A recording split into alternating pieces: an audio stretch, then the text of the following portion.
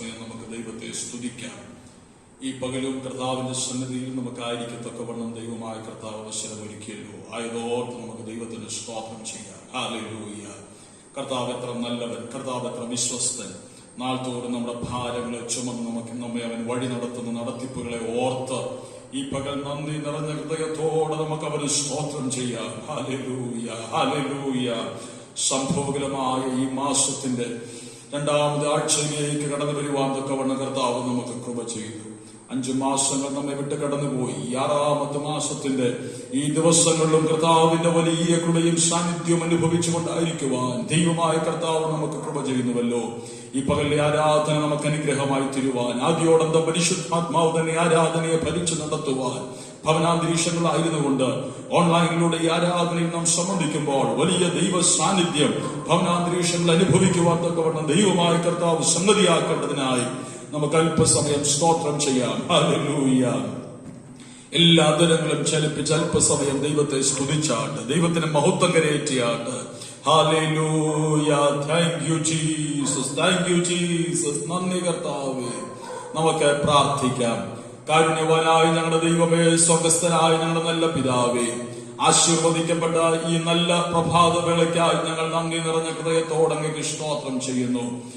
ഈ മാസത്തിന്റെ 2ാമത്തെ കർത്തൃപകലിൽ ദൈവ തിരുപാദപീഠത്തിങ്കൽ ഞങ്ങൾക്ക് ഇപ്രകാരമായിരിക്കത്തക്കവണ്ണം ദൈവമായ കർത്താവ് ഞങ്ങൾക്ക് നൽകിയ നല്ല അവസരത്തിനായി ഞങ്ങൾ അങ്ങേക്ക് സ്തോത്രം ചെയ്യുകയാണ്. ദൈവ തിരുപാദപീഠത്തിങ്കൽ ഞങ്ങൾ ചെലവഴിക്കുന്ന സമയങ്ങൾ ഞങ്ങൾക്ക് അർത്ഥപൂർണമായി തീരുവാൻ തക്കവണ്ണം ദൈവമായ കർത്താവെ അങ്ങ് കൃപ ചെയ്യുമാറാകണമേ. കർത്താവിന് സ്തോത്രം. ഒരുമിച്ച് കൂടി വന്ന് അങ്ങേ മഹത്വപ്പെടുത്തുവാൻ തക്കവണ്ണമായി ഞങ്ങൾ വളരെയധികം താല്പര്യപ്പെടുന്നു. എന്നാൽ ഇപ്പോഴത്തെ സാഹചര്യത്തിൽ ഇത് കഴിയുന്നില്ല എങ്കിലും ഇപ്രകാരമുള്ള മാധ്യമത്തിലൂടെ ദൈവത്തെ ഞങ്ങൾക്ക് മഹത്വപ്പെടുത്തുവാൻ അവിടെ ഇവിടങ്ങളിലായി ആയിരുന്നു കൊണ്ട് കർത്താവിനെ ആത്മാവിൽ ആരാധിക്കുവാൻ, വചനം ധ്യാനിക്കുവാൻ ഒക്കെ ദൈവം ഞങ്ങൾക്ക് കൃപ ചെയ്യുന്നത് ഓർത്ത് ഞങ്ങൾ അങ്ങേക്ക് സ്തോത്രം ചെയ്യുകയാണ്. ആരാധനയിൽ സംബന്ധിക്കുന്ന എല്ലാ നിന്റെ മക്കളെയും കർത്താവ് ആശീർവദിക്കണമേ. സ്വദേശത്തും വിദേശത്തുമായി നിന്റെ മക്കളെല്ലാവരെയും ദൈവമായ കർത്താവ് ഈ പകൽ അനുഗ്രഹിക്കുമാറാകണമേ. ഈ ആരാധനയിൽ സംബന്ധിക്കുമ്പോൾ ആരെങ്കിലും ഏതെങ്കിലും വിഷയവുമായുള്ള ബന്ധത്തിൽ ഭാരപ്പെട്ടാണായിരിക്കുന്നതെങ്കിൽ വചനത്തിന്റെ ശക്തി അയച്ച് നിന്റെ മക്കളെ അങ്ങ് തൊട്ട് സൗഖ്യമാക്കുമാറാകണമെന്ന് പ്രാർത്ഥിക്കുന്നു. ഞങ്ങളുടെ അകത്തെ മനുഷ്യനെ പുഷ്ടിപ്പെടുത്തുന്ന ദൈവ സന്ദേശം ഞങ്ങൾക്ക് ഈ പകൽ നൽകി ഞങ്ങളെ അങ്ങ് ചൈതന്യപ്പെടുത്തുമാറാകണമെന്ന് പ്രാർത്ഥിക്കുന്നു. ആദ്യോടന്തം പരിശുദ്ധാത്മാവ് തന്നെ ആരാധനയെ ഭരിച്ചു നടത്തും. മുഴുവൻ മഹത്വവും ഞങ്ങൾ അങ്ങേക്ക് അർപ്പിക്കുന്നു. എല്ലാ ആശീർവാദങ്ങൾക്കുമായി ഞങ്ങൾ അങ്ങേക്ക് നന്ദി പറയുന്നു. അനുഗ്രഹിക്കപ്പെട്ട ഗാനങ്ങൾ പാടി ആത്മാവിൽ ആരാധിക്കുവാൻ കർത്താവ് ഞങ്ങളെ ബലപ്പെടുത്തണമേ. ഗാന ശുശ്രൂഷയ്ക്ക് നേതൃത്വം നൽകുവാൻ നിന്റെ മക്കളെ ബലപ്പെടുത്തണമേ. അനുഗ്രഹിക്കപ്പെട്ട സങ്കീർത്തന ഭാഗം ഞങ്ങൾക്ക് നൽകണമേ. അനുഗ്രഹിക്കപ്പെട്ട ആത്മീയ ആലോചനകൾ ഈ പകൽ ഞങ്ങൾക്ക് അങ്ങ് നൽകണമേ. എല്ലാ നിലയിലും ദൈവനാമം ഈ പകൽ ആരാധനയിൽ മഹത്വമെടുക്കുവാൻ അങ്ങ് സംഗതിയാക്കും. മഹത്വമെല്ലാം അങ്ങേക്ക് യേശു ക്രിസ്തുവിൻ നാമത്തിൽ തന്നെ. ആമേൻ, ആമേൻ. ഒരുമിച്ച് ചേർന്ന് പാടി നമുക്ക് ദൈവത്തെ മഹത്വപ്പെടുത്താം. ആയിരിക്കുന്ന ഭവനാന്തരീക്ഷങ്ങളിലായതുകൊണ്ട് കരങ്ങളടിച്ച് പാടുന്ന പാട്ട് കർത്താവിന് സ്തോത്രം. പ്രിയ സഹോദരങ്ങളോടൊപ്പം ചേർന്ന് നിങ്ങളും പാടി ആത്മാവിൽ നമുക്ക് ഒരുമിച്ച് ദൈവത്തെ ആരാധിക്കാം. ഗാന ശുശ്രൂഷയ്ക്ക് നേതൃത്വം നൽകേണ്ടതിനായി പ്രിയ സഹോദരങ്ങളെ മുന്നോട്ട് ക്ഷണിക്കുന്നു. ദൈവത്തിന്റെ അതിപരിശുദ്ധ നാമം വാഴ്ത്തപ്പെടുമാറാകട്ടെ. ഈ വിശുദ്ധ ദിവസം, വിശുദ്ധ പൽക്കാലം ദൈവസന്നിധിയിൽ നമ്മൾ കടന്നു വന്നിരിക്കുകയാണ്. ഹല്ലേലൂയ. നിങ്ങളായിരിക്കുന്ന ഭവനാന്തരീക്ഷത്തിൽ ഹല്ലേലൂയത്തോടും ധൈര്യത്തോടും ആത്മാവിന്റെ സത്യത്തിൽ നമുക്ക് ദൈവത്തെ ആരാധിക്കാം. ഞാൻ യഹോവയെ എല്ലാ കാലത്തും വാഴ്ത്തും, അവന്റെ സ്തുതി ഇപ്പോഴും എന്റെ നാവിൻ മേലിരിക്കുമെന്ന് പറഞ്ഞിരിക്കുന്നത് പോലെ. ഹല്ലേലൂയ. നമ്മുടെ പ്രാർത്ഥനയ്ക്ക് ഒരു ദിവസം നമുക്ക് മറുപടി നൽകുന്ന കർത്താവ്. ഹല്ലേലൂയ. അവൻ വാക്ക് പറഞ്ഞാൽ മാറാത്ത നമ്മുടെ ദൈവം. ഹല്ലേലൂയ. ലോർഡ് ജീസസ്, യാചിച്ചാൽ നിങ്ങൾക്ക് ലഭിക്കും, മുട്ടിയാൽ നിങ്ങൾക്ക് തുറക്കപ്പെടും. ഹല്ലേലൂയ. ചോദിച്ചാൽ അത് ലഭിക്കും. ഹല്ലേലൂയ. പ്രാർത്ഥനയാലെ സാധിക്കാത്ത ഒരു കാര്യവും നമ്മുടെ ജീവിതത്തിൽ തുറന്ന് നമുക്ക് എല്ലാവരും കൂടെ ചേർന്ന് ഒരു ആരാധനാഗീതം പാടി ദൈവത്തെ മോശപ്പെടുത്താം. നിങ്ങളായിരിക്കുന്ന ഇടങ്ങളിൽ കരങ്ങളെ തട്ടി നിങ്ങളോടൊപ്പം ചേർന്ന് ഇത് പൽക്കാലം ചേർന്ന് പാടും.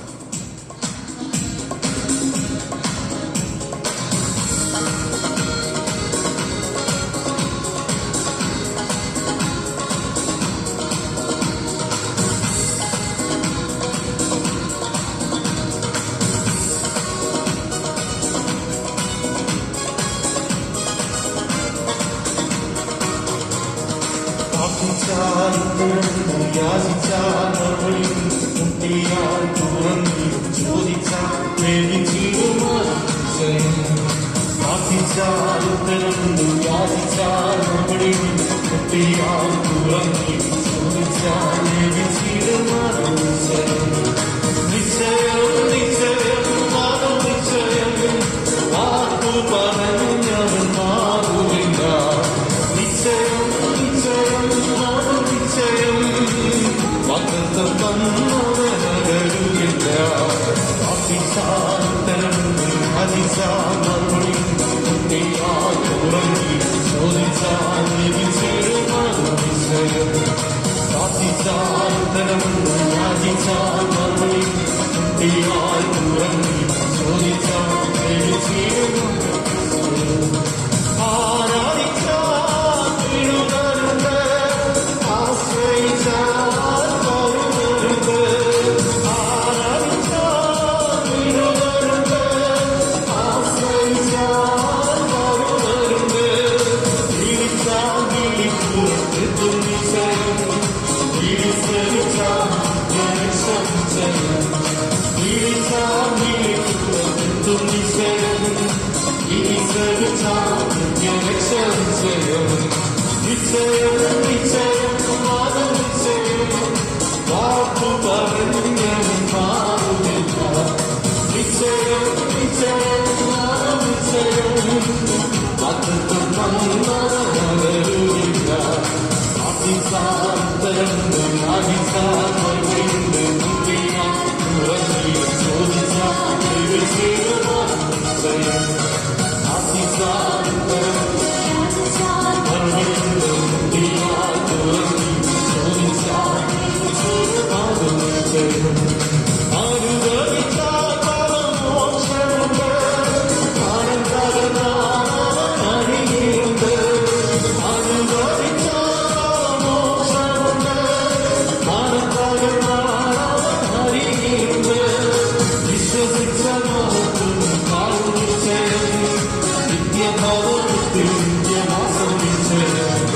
വിശ്വസിച്ച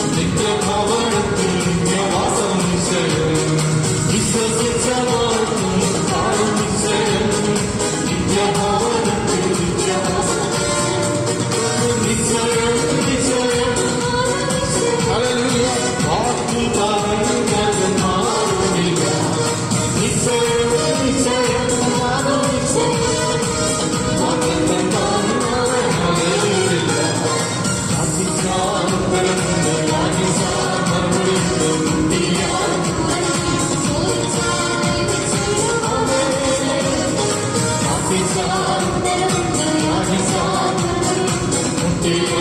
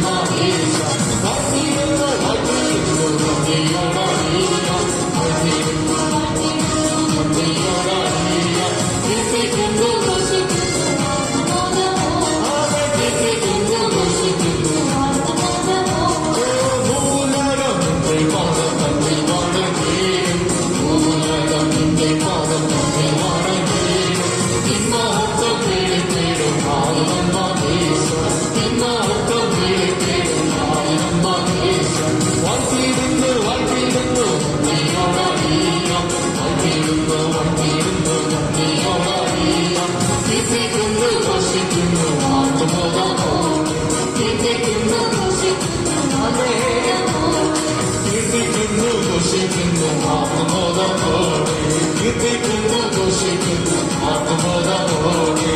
സർവലോക സൃഷ്ടിതാവേ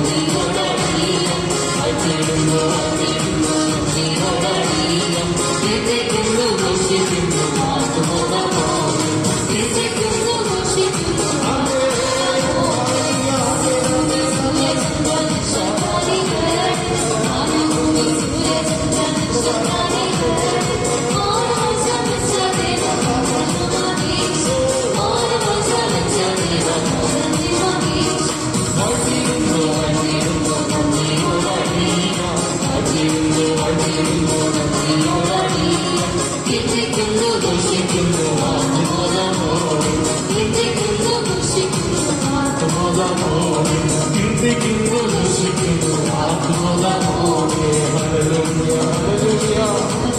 അതേ ജീവനുള്ള സർവത്തിനും ഭക്ഷണം നൽകുന്ന നമ്മുടെ ദൈവം. ഹല്ലേലൂയ. അവൻ കരയുന്ന കാക്കത്തുകൾക്ക് ആഹാരം നൽകുന്ന ദൈവം. ഹല്ലേലൂയ. ശ്രേഷ്ഠതയാവുന്ന പദവികൾ നൽകി മാനിക്കുന്ന നമ്മുടെ ദൈവം. ഹല്ലേലൂയ. സന്ധ്യയോടും ഹല്ലേലൂയ. ഹല്ലേലൂയ. ജീസസ്. പാട്ടുകാരൻ പാടിയിരിക്കുന്നത് പോലെ പ്രാർത്ഥിച്ചാൽ ഉത്തരമുണ്ട്, യാചിച്ചാൽ മറുപടിയുണ്ട്. മുട്ടിയാൽ തുറന്നിടും, ചോദിച്ചാൽ ലഭിച്ചിടും. അത് നിശ്ചയമായി ഹല്ലേലൂയ, നിശ്ചയമായി വാഗ്ദത്തം ചെയ്യുന്നവൻ, അവൻ വാക്ക് മാറാത്തവൻ. ഹല്ലേലൂയ. ശ്രേഷ്ഠതയാർന്ന പദവികൾ കൊണ്ട് നമ്മളെ സ്നേഹിച്ച നമ്മുടെ ദൈവം. ഹല്ലേലൂയ. കഴിഞ്ഞ കാലം നമ്മൾ ഓർത്തിടും. ഹല്ലേലൂയ. ഇന്ന് നമ്മൾ ഈ ഭൂമുഖത്തിൽ നിൽക്കുവാൻ യോഗ്യനല്ല.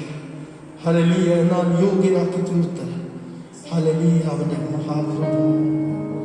ഓ ഗ്ലോറി ജീസസ്. ഹല്ലേലൂയ. ഹല്ലേലൂയ. ഹല്ലേലൂയ. ആമേൻ. ഹല്ലേലൂയ. അവന്റെ സ്നേഹം നമുക്ക് നൽകിയിരിക്കുന്ന ആ സ്നേഹം തേനിനേക്കാൾ, തേൻ കട്ടയേക്കാൾ മാധുര്യമേറിയ, ഹല്ലേലൂയ, നാമത്ര മാധുര്യമേറിയ ഹല്ലേലൂയ കർത്താവിന്റെ സ്നേഹം. ഹല്ലേലൂയ.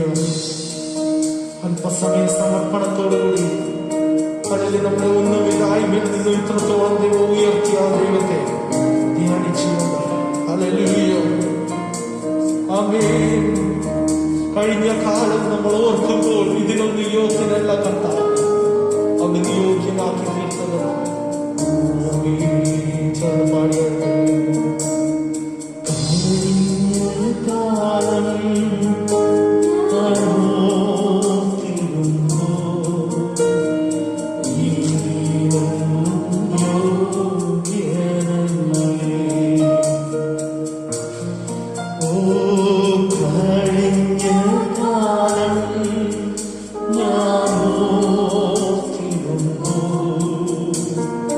Baby.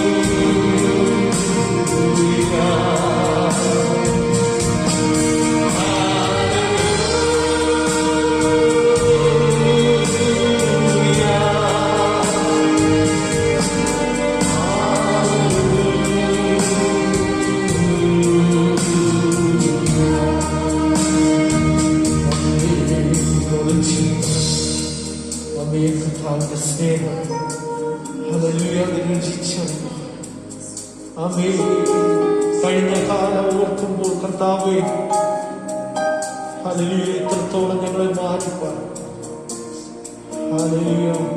യോഗ്യത തെല്ലുന്നില്ല. എത്രത്തോളം ഞങ്ങളെ മാനിച്ച് വയ്ക്കാം.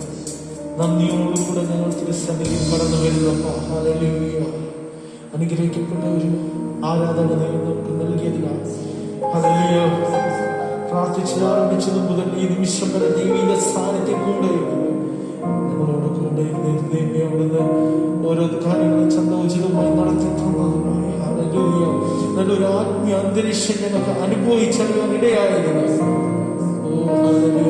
ഞങ്ങളുടെ സന്നിധിയിലേക്ക് കടന്നു വരുന്നപ്പോൾ തുടർന്ന് ഞങ്ങളുടെ ദൈവവചനം കേൾക്കുവാൻ പോകും. ഹല്ലേലൂയ, ഞങ്ങളുടെ ഉള്ളിന്റെ ഉള്ളിൽ അത് ക്രിയ ചെയ്യത്തക്ക വിധത്തിലുള്ള വചനം പത്രദാസനോട് ഞങ്ങൾക്ക് നൽകുമാറാകണമെന്ന് പ്രാർത്ഥിക്കുന്നു. കർത്താവേ, ഹല്ലേലൂയ, സമസ്ത വിഷയങ്ങൾ അങ്ങയുടെ കരങ്ങളിൽ ഏൽപ്പിക്കുന്നു. സകലമാനം മൂത്രമേ കൽപ്പിക്കുന്നു.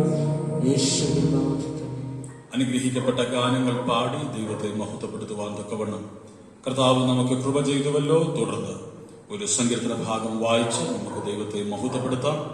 കർത്താവിന്റെ വലിയ കൃപകളെ നമുക്ക് ധ്യാനിക്കുകയും കർത്താവിന്റെ വലിയ കൃപകളെ വർണ്ണിക്കുകയും ചെയ്തുകൊണ്ട് ദൈവത്തിന് പാദപ്പെടുത്തെങ്കിലായിരിക്കാം 86 സങ്കീർത്തനം നമുക്ക് ചേർന്ന് വായിച്ച് ദൈവത്തെ മഹത്വപ്പെടുത്താം. Psalm 86, 86 സങ്കീർത്തനം. യഹോവേ, ചെവി ചായ്ക്കണമേ, എനിക്കുത്തരമരുളണമേ. ഞാൻ എളിയവനും ദരിദ്രനുമാകുന്നു. എന്റെ പ്രാണനെ കാക്കണമേ, ഞാൻ നിന്റെ ഭക്തനാകുന്നു. എന്റെ ദൈവമേ, നിന്നിൽ ആശ്രയിക്കുന്ന അടിയനെ രക്ഷിക്കണമേ. കർത്താവേ, എന്നോട് കൃപയുണ്ടാകണമേ. ഇടവിടാതെ ഞാൻ നിന്നോട് നിലവിളിക്കുന്നു. അടിയന്റെ ഉള്ളത്തെ സന്തോഷിപ്പിക്കണമേ. യഹോവേ, നിങ്ങളിലേക്ക് ഞാൻ എന്റെ ഉള്ളം ഉയർത്തുന്നു. കർത്താവേ, നീ നല്ലവനും ക്ഷമിക്കുന്നവനും നിന്നോട് അപേക്ഷിക്കുന്നതൊക്കെയും മഹാദയാലുവുമാകുന്നു. യഹോവേ, എന്റെ പ്രാർത്ഥന ചെവിക്കൊള്ളണമേ. എന്റെ യാചനകളെ ശ്രദ്ധിക്കണമേ. നീ എനിക്ക് ഉത്തരമരുളുകയാൽ എന്റെ കഷ്ടദിവസത്തിൽ ഞാൻ നിന്നെ വിളിച്ചപേക്ഷിക്കുന്നു. കർത്താവേ, ദേവന്മാരിൽ നിനക്ക് തുല്യനായവനില്ല. നിന്റെ പ്രവർത്തികൾക്ക് തുല്യമായൊരു പ്രവൃത്തിയുമില്ല. കർത്താവേ, നീ ഉണ്ടാക്കിയ സകല ജാതികളും തിരുമുൻപിൽ വന്ന് നമസ്കരിക്കും. അവർ നിന്റെ നാമത്തെ മഹത്വപ്പെടുത്തും. നീ വലിയവനും അത്ഭുതങ്ങളെ പ്രവർത്തിക്കുന്നവനുമല്ലോ. നീ മാത്രം ദൈവമാകുന്നു. യഹോവേ, നിന്റെ വഴി എനിക്ക് കാണിച്ചു തരണമേ. എന്നാൽ ഞാൻ നിന്റെ സത്യത്തിൽ നടക്കും. നിന്റെ നാമത്തെ ഭയപ്പെടുവാൻ എന്റെ ഹൃദയത്തെ ഏകാഗ്രമാക്കണമേ. എന്റെ ദൈവമായ കർത്താവേ, ഞാൻ പൂർണ്ണ ഹൃദയത്തോടെ നിന്നെ സ്തുതിക്കും. നിന്റെ നാമത്തെ എന്നേക്കും മഹത്വപ്പെടുത്തും. എന്നോടുള്ള നിന്റെ ദയ വലിയതല്ലോ. നീ എന്റെ പ്രാണനെ അധമപാതാളത്തിൽ രക്ഷിച്ചിരിക്കുന്നു. ദൈവമേ, അഹങ്കാരികളോട് നിർത്തിരിക്കുന്നു. ഘോരന്മാരുടെ കൂട്ടം എനിക്ക് പ്രാണഹാനി വരുത്തുവാൻ നോക്കുന്നു. അവർ നിന്നെ ലക്ഷ്യമാക്കുന്നതുമില്ല. നീയോ കർത്താവേ, കരുണയും കൃപയും നിറഞ്ഞ ദൈവമാകുന്നു. ദീർഘക്ഷമയും മഹാദയും വിശ്വസ്തതയും ഉള്ളവൻ തന്നെ. എങ്കിലേക്ക് തിരിഞ്ഞെന്നോട് കൃപയുണ്ടാകണമേ. നിന്റെ ദാസനെ ശക്തി തന്ന് നിന്റെ ദാസിയുടെ പുത്രനെ രക്ഷിക്കണമേ. എന്നെ പകയ്ക്കുന്നവർ കണ്ടു ലക്ഷിക്കേണ്ടതിന് നന്മയ്ക്കായുടയാളം എനിക്ക് തരണമേ. യഹോവേ, നീ എന്നെ സഹായിച്ച് ആശ്വസിപ്പിച്ചിരിക്കുന്നുവല്ലോ. നമ്മുടെ വിശുദ്ധ കരങ്ങളെ ഉയർത്തി നമുക്ക് ദൈവത്തെ സ്തുതിക്കാം. ഹല്ലേലൂയ, ഹല്ലേലൂയ. നമ്മെ സഹായിക്കുന്നവൻ, നമ്മെ ആശ്വസിപ്പിക്കുന്നവൻ, നിന്ദിക്കുന്നവർ കണ്ട് ലജ്ജിക്കുമാർ നന്മയ്ക്കായ അടയാളങ്ങൾ ചെയ്യുന്നവൻ. ഈ പകലും അങ്ങനെ ദൈവതിരുവാദപടത്തിലായിരിക്കുവാൻ ദൈവമായ കർത്താവ് നമുക്ക് കൃപ ചെയ്യുന്നുവല്ലോ. നമ്മെ ആശ്വസിപ്പിക്കുന്നവന്റെ സന്നിധാനത്തിങ്കൽ, നമ്മുടെ പ്രാർത്ഥനകൾ കേൾക്കുന്നവന്റെ സന്നിധാനത്തിങ്കൽ, നമ്മുടെ യാചനകൾക്ക് മറുപടി നൽകുന്നവന്റെ സന്നിധാനത്തിങ്കലായിരിക്കുവാൻ ഈ പകൽ കർത്താവ് നമുക്ക് കൃപ ചെയ്യുന്നുവല്ലോ. നമുക്ക് പ്രാർത്ഥിക്കാം. കരുണാസമ്പന്നനായ ഞങ്ങളുടെ ദൈവമേ, സ്വർഗസ്ഥനായ ഞങ്ങളുടെ നല്ല പിതാവേ, ആശീർവദിക്കപ്പെട്ട ഈ നല്ല കർത്തൃപകലിനെ ഓർത്ത് ഞങ്ങൾ അങ്ങേക്ക് സ്തോത്രം ചെയ്യുന്നു. അല്പം ചില നിമിഷങ്ങൾ ഞങ്ങൾക്ക് പ്രകാരം ലഭ്യമായ ഈ മാധ്യമത്തിലൂടെ അങ്ങേ മഹത്വപ്പെടുത്തുവാൻ, പാടുവാൻ, ആരാധിക്കുവാൻ, വചനം ധ്യാനിക്കുവാൻ ഒക്കെ കർത്താവ് അവസരം നൽകുന്നത് ഓർത്ത് സ്തോത്രം. ഞങ്ങൾക്ക് ദൈവം നൽകിയ നല്ല സങ്കീർത്തന ഭാഗത്തിനായി സ്തോത്രം. 86-ാം സങ്കീർത്തനത്തിലൂടെ പ്രാർത്ഥനയുമായുള്ള ബന്ധത്തിൽ ഈ പകൽ അങ്ങ് ഞങ്ങളോട് കൃത്യമായി സംസാരിക്കണമേ. വചനത്തിന്റെ ശബ്ദം ഞങ്ങളെ കേൾപ്പിക്കണമേ. ആഴമേറിയ ചിന്തകൾ ഞങ്ങൾക്ക് ദൈവം നൽകണമേ. അകത്തെ മനുഷ്യനെ പുഷ്ടിപ്പെടുത്തുന്ന ആധ്യാത്മിക ആലോചനകൾ നൽകി ഞങ്ങളെ ശക്തീകരിക്കേണ്ടതിനായി പ്രാർത്ഥിക്കുന്നു. മഹത്വമെല്ലാം അങ്ങേക്ക് യേശു ക്രിസ്തുവിൻ നാമത്തിൽ തന്നെ. ആമേൻ. കർത്താവിന്റെ പരിശുദ്ധ നാമം ഈ പകലിൽ മഹത്വം എടുക്കട്ടെ. എല്ലാ ദൈവമക്കൾക്കും കർത്താവായ യേശു ക്രിസ്തുവിന്റെ നാമത്തിലുള്ള വിനീതമായ വന്ദനങ്ങളെ അറിയിക്കുന്നു.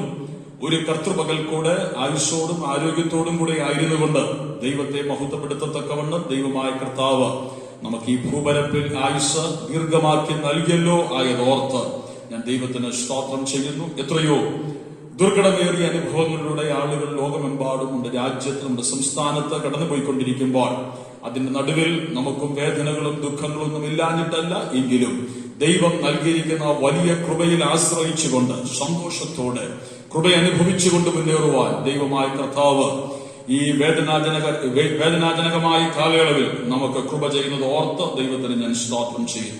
അനുഗ്രഹിക്കപ്പെട്ട ഗാനങ്ങൾ പാടി ദൈവത്തെ മഹത്വപ്പെടുത്തുവാൻ തക്കവണ്ണം കർത്താവ് നമുക്ക് കൃപ ചെയ്തുവല്ലോ.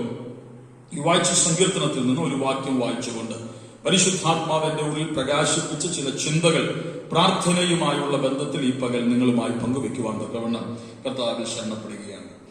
86-ാം സങ്കീർത്തനമാണല്ലോ നാം വായിച്ചത്. ദാവീദിന്റെ ഒരു പ്രാർത്ഥന എന്ന് തന്നെ അതിന്റെ ശീർഷകത്തിൽ നമുക്ക് കാണുവാൻ തക്കവണ്ണം കഴിയുന്നു. ദാവീദ് പ്രാർത്ഥിച്ചൊരു പ്രാർത്ഥനയാണ് 86-ാം സങ്കീർത്തനം. അതിന്റെ 6-7 വാക്യങ്ങൾ നമുക്ക് വായിക്കാം. 6-7 വാക്യങ്ങൾ. യഹോവേ, എന്റെ പ്രാർത്ഥനയെ ചെവികൊള്ളണമേ, എന്റെ യാചനകളെ ശ്രദ്ധിക്കണമേ. നീ എനിക്ക് ഉത്തരമരുളുകയാ. എന്റെ കഷ്ടദിവസത്തിൽ ഞാൻ നിന്നെ വിളിച്ചപേക്ഷിക്കുന്നു. യഹോവേ, എന്റെ പ്രാർത്ഥനയ്ക്ക് ചെവിക്കൊള്ളണമേ, പ്രാർത്ഥനയെ ചെവിക്കൊള്ളണമേ. നമ്മുടെ പ്രാർത്ഥനകൾ കേൾക്കുന്ന ഒരു ദൈവമാണ് നാം ആരാധിക്കുന്ന ദൈവം. നമ്മുടെ പാട്ടിൽ പാടിയതുപോലെ, ആത്മാവിൽ ആരാധിച്ചപ്പോൾ നാം പാടിയതുപോലെ നമ്മുടെ പ്രാർത്ഥനയ്ക്ക് ഉത്തരമരുളുന്നൊരു ദൈവം. കർത്താവിന് സ്തോത്രം. ഭക്തന്മാർ പലർ നിലവിളിച്ച നിലവിളിയെ കുറിച്ച് നാം ആ പാട്ടിൽ കേട്ടു. ഹന്ന നിലവിളിച്ചു, ശമൂവേൽ നിലവിളിച്ചു. ഇവരുടെയൊക്കെ പ്രാർത്ഥനകൾക്ക് ദൈവം മറുപടി നൽകി. പ്രാർത്ഥിച്ചാൽ ഉത്തരമുണ്ടെന്ന് നമുക്ക് കേൾക്കുവാനിടയായിത്തീർന്നു. അങ്ങനെയെങ്കിൽ ഈ പകലും ഈ ആരാധനയിൽ ആയിരിക്കുന്ന ഭവനാന്തരീക്ഷങ്ങളിൽ ആയിരുന്നുകൊണ്ട് പ്രാർത്ഥനയിൽ ആരാധനയിൽ സംബന്ധിക്കുന്ന വാത്സല്യ ദൈവമക്കളെ, എനിക്ക് നിങ്ങളോട് പറയുവാനുള്ളത്, നമ്മുടെ പ്രാർത്ഥനകൾ കേൾക്കുന്ന ഒരു ദൈവമാണ് നമ്മുടെ ദൈവം. പ്രാർത്ഥനയ്ക്ക് ചെവി നൽകുന്ന ഒരു ദൈവമാണ് നമ്മുടെ ദൈവം. Praise God. ജാതിക ദൈവങ്ങളെ കുറിച്ച് നാം വായിക്കുമ്പോൾ അവയ്ക്ക് കണ്ണുണ്ടെങ്കിലും കാണുന്നില്ല, ചെവിയുണ്ടെങ്കിലും കേൾക്കുന്നില്ല എന്ന് നാം വായിക്കും. എന്നാൽ നമ്മുടെ ദൈവം ജീവനുള്ള ദൈവമാണ്. അവന് ചെവിയുണ്ട്, അവൻ കേൾക്കുന്ന ദൈവമാണ്. എന്റെ നിങ്ങളുടെ പ്രാർത്ഥനകൾ ഒന്നും ഒരു കാരണവശാലും അസ്ഥാനത്തല്ലായി പോകുന്നത്. അവന്റെ ചെവിയിൽ അത് ചെന്ന് വീഴുന്നു. അവൻ നമ്മുടെ പ്രാർത്ഥനകൾക്ക് ചെവി നൽകുന്നു. കഴിഞ്ഞ എത്രയോ പ്രാർത്ഥനകൾക്ക് അവൻ ചെവി നൽകി നമുക്ക് വിടുതൽ നൽകിയവനായ ദൈവമാണ്. അങ്ങനെയെങ്കിൽ ഈ പകൽ ആത്മാവിൽ ഈ ആരംഭ നിമിഷത്തിൽ തന്നെ പറ, എന്റെ പ്രാർത്ഥനകൾക്ക് ഒരു മറുപടിയുണ്ട്. അവന്റെ സമയത്തിന്റെ വിഷയങ്ങൾക്ക് അവൻ വിടുതൽ നൽകും. എന്റെ വിഷയത്തിന്മേൽ പ്രവർത്തിക്കുവാൻ തക്കവണ്ണം അവനെ കൊണ്ട് കഴിയും. മനുഷ്യനാൽ അസാധ്യമായി എന്റെ മുൻപിൽ നിൽക്കുന്ന പല വിഷയങ്ങളുമുണ്ട്. എന്നാൽ എന്റെ ദൈവത്തെ കൊണ്ട് കഴിയാത്ത ഒരു കാര്യവുമില്ല. മനുഷ്യനാൽ അസാധ്യമായത് എന്റെ ദൈവം എനിക്കായി സാധ്യമാക്കി നൽകും.